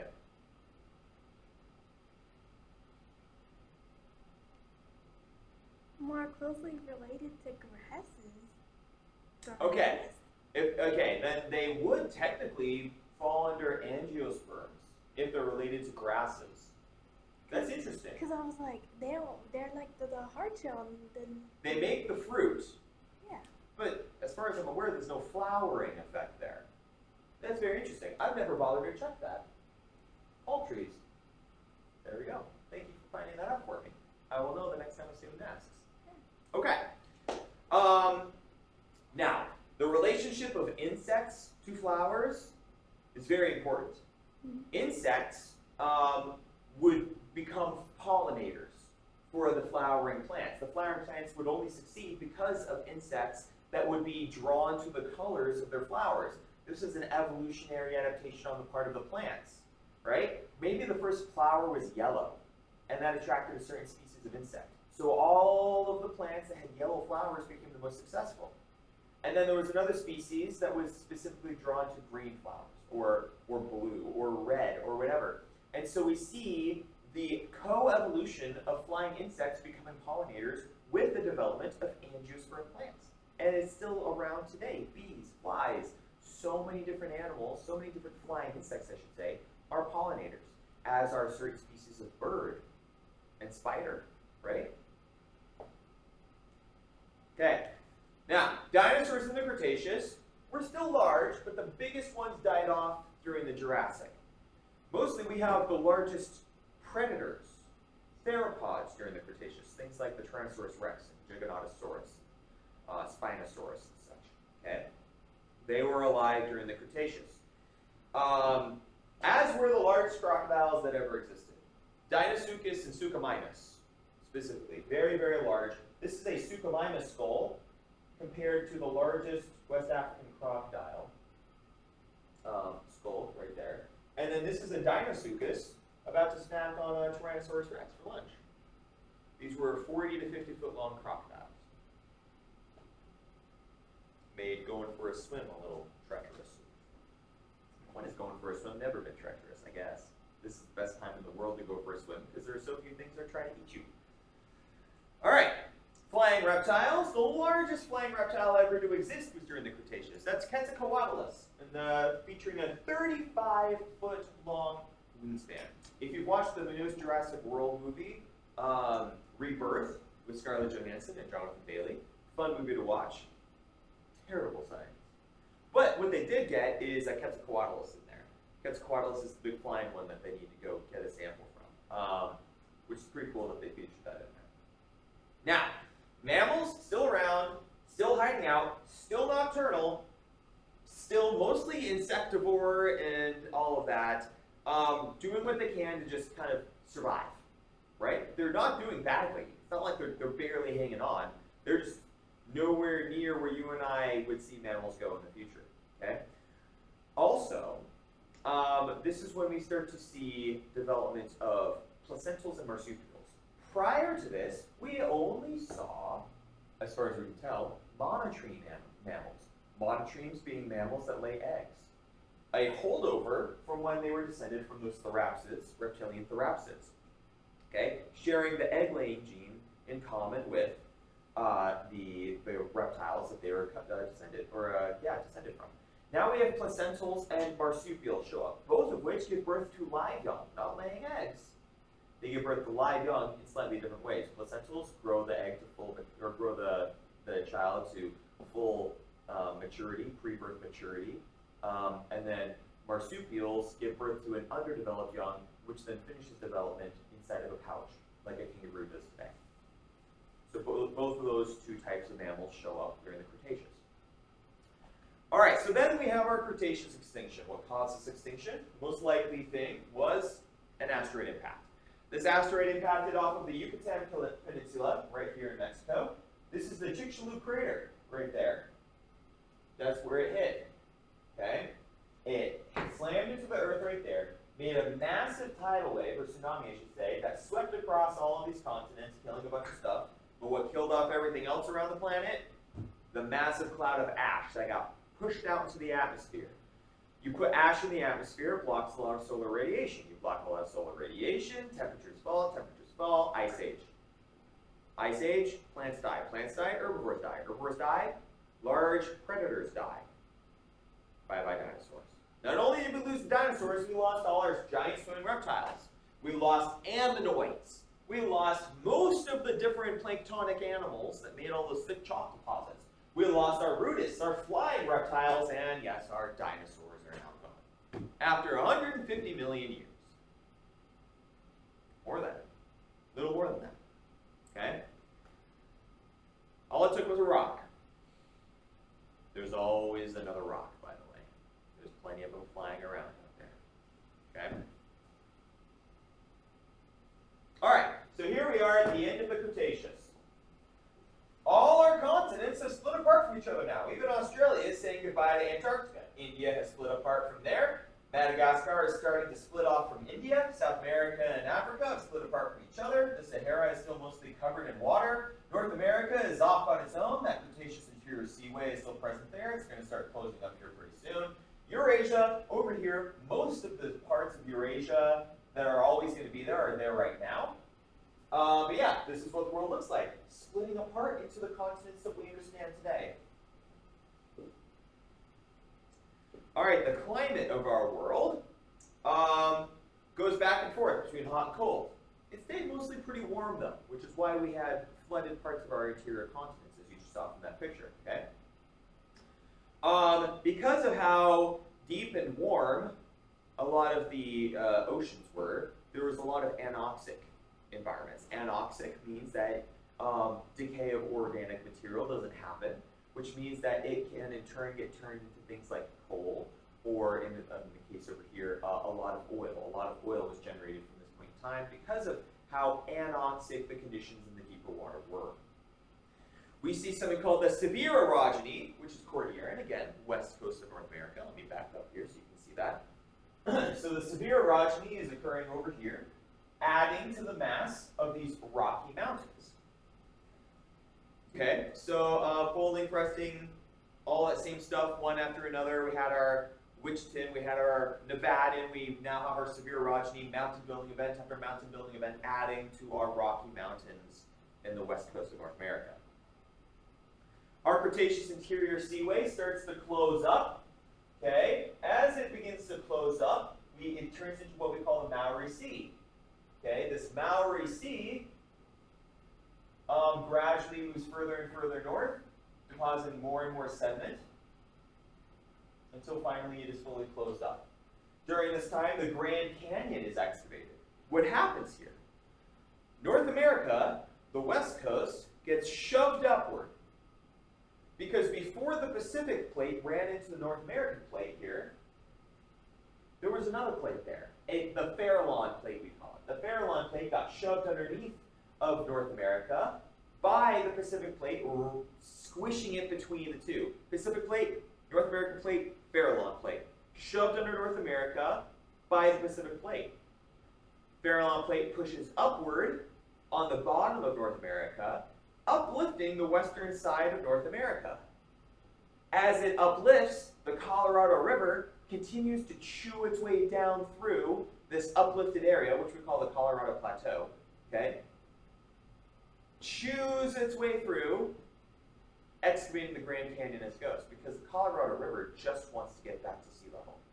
And as the ground underneath it lifts upward, it chews its way back down through, and that's how we get that very deep Grand Canyon. Okay? And then all of this chalk. Look at all this chalk deposit out here. See, here's England, where that picture I showed you before. It's all throughout the North Sea. Okay? Denmark has a lot of it. All this chalk, hundreds of feet of chalk, are deposited here during the end of our Cretaceous. Okay? Any questions about the Mesozoic?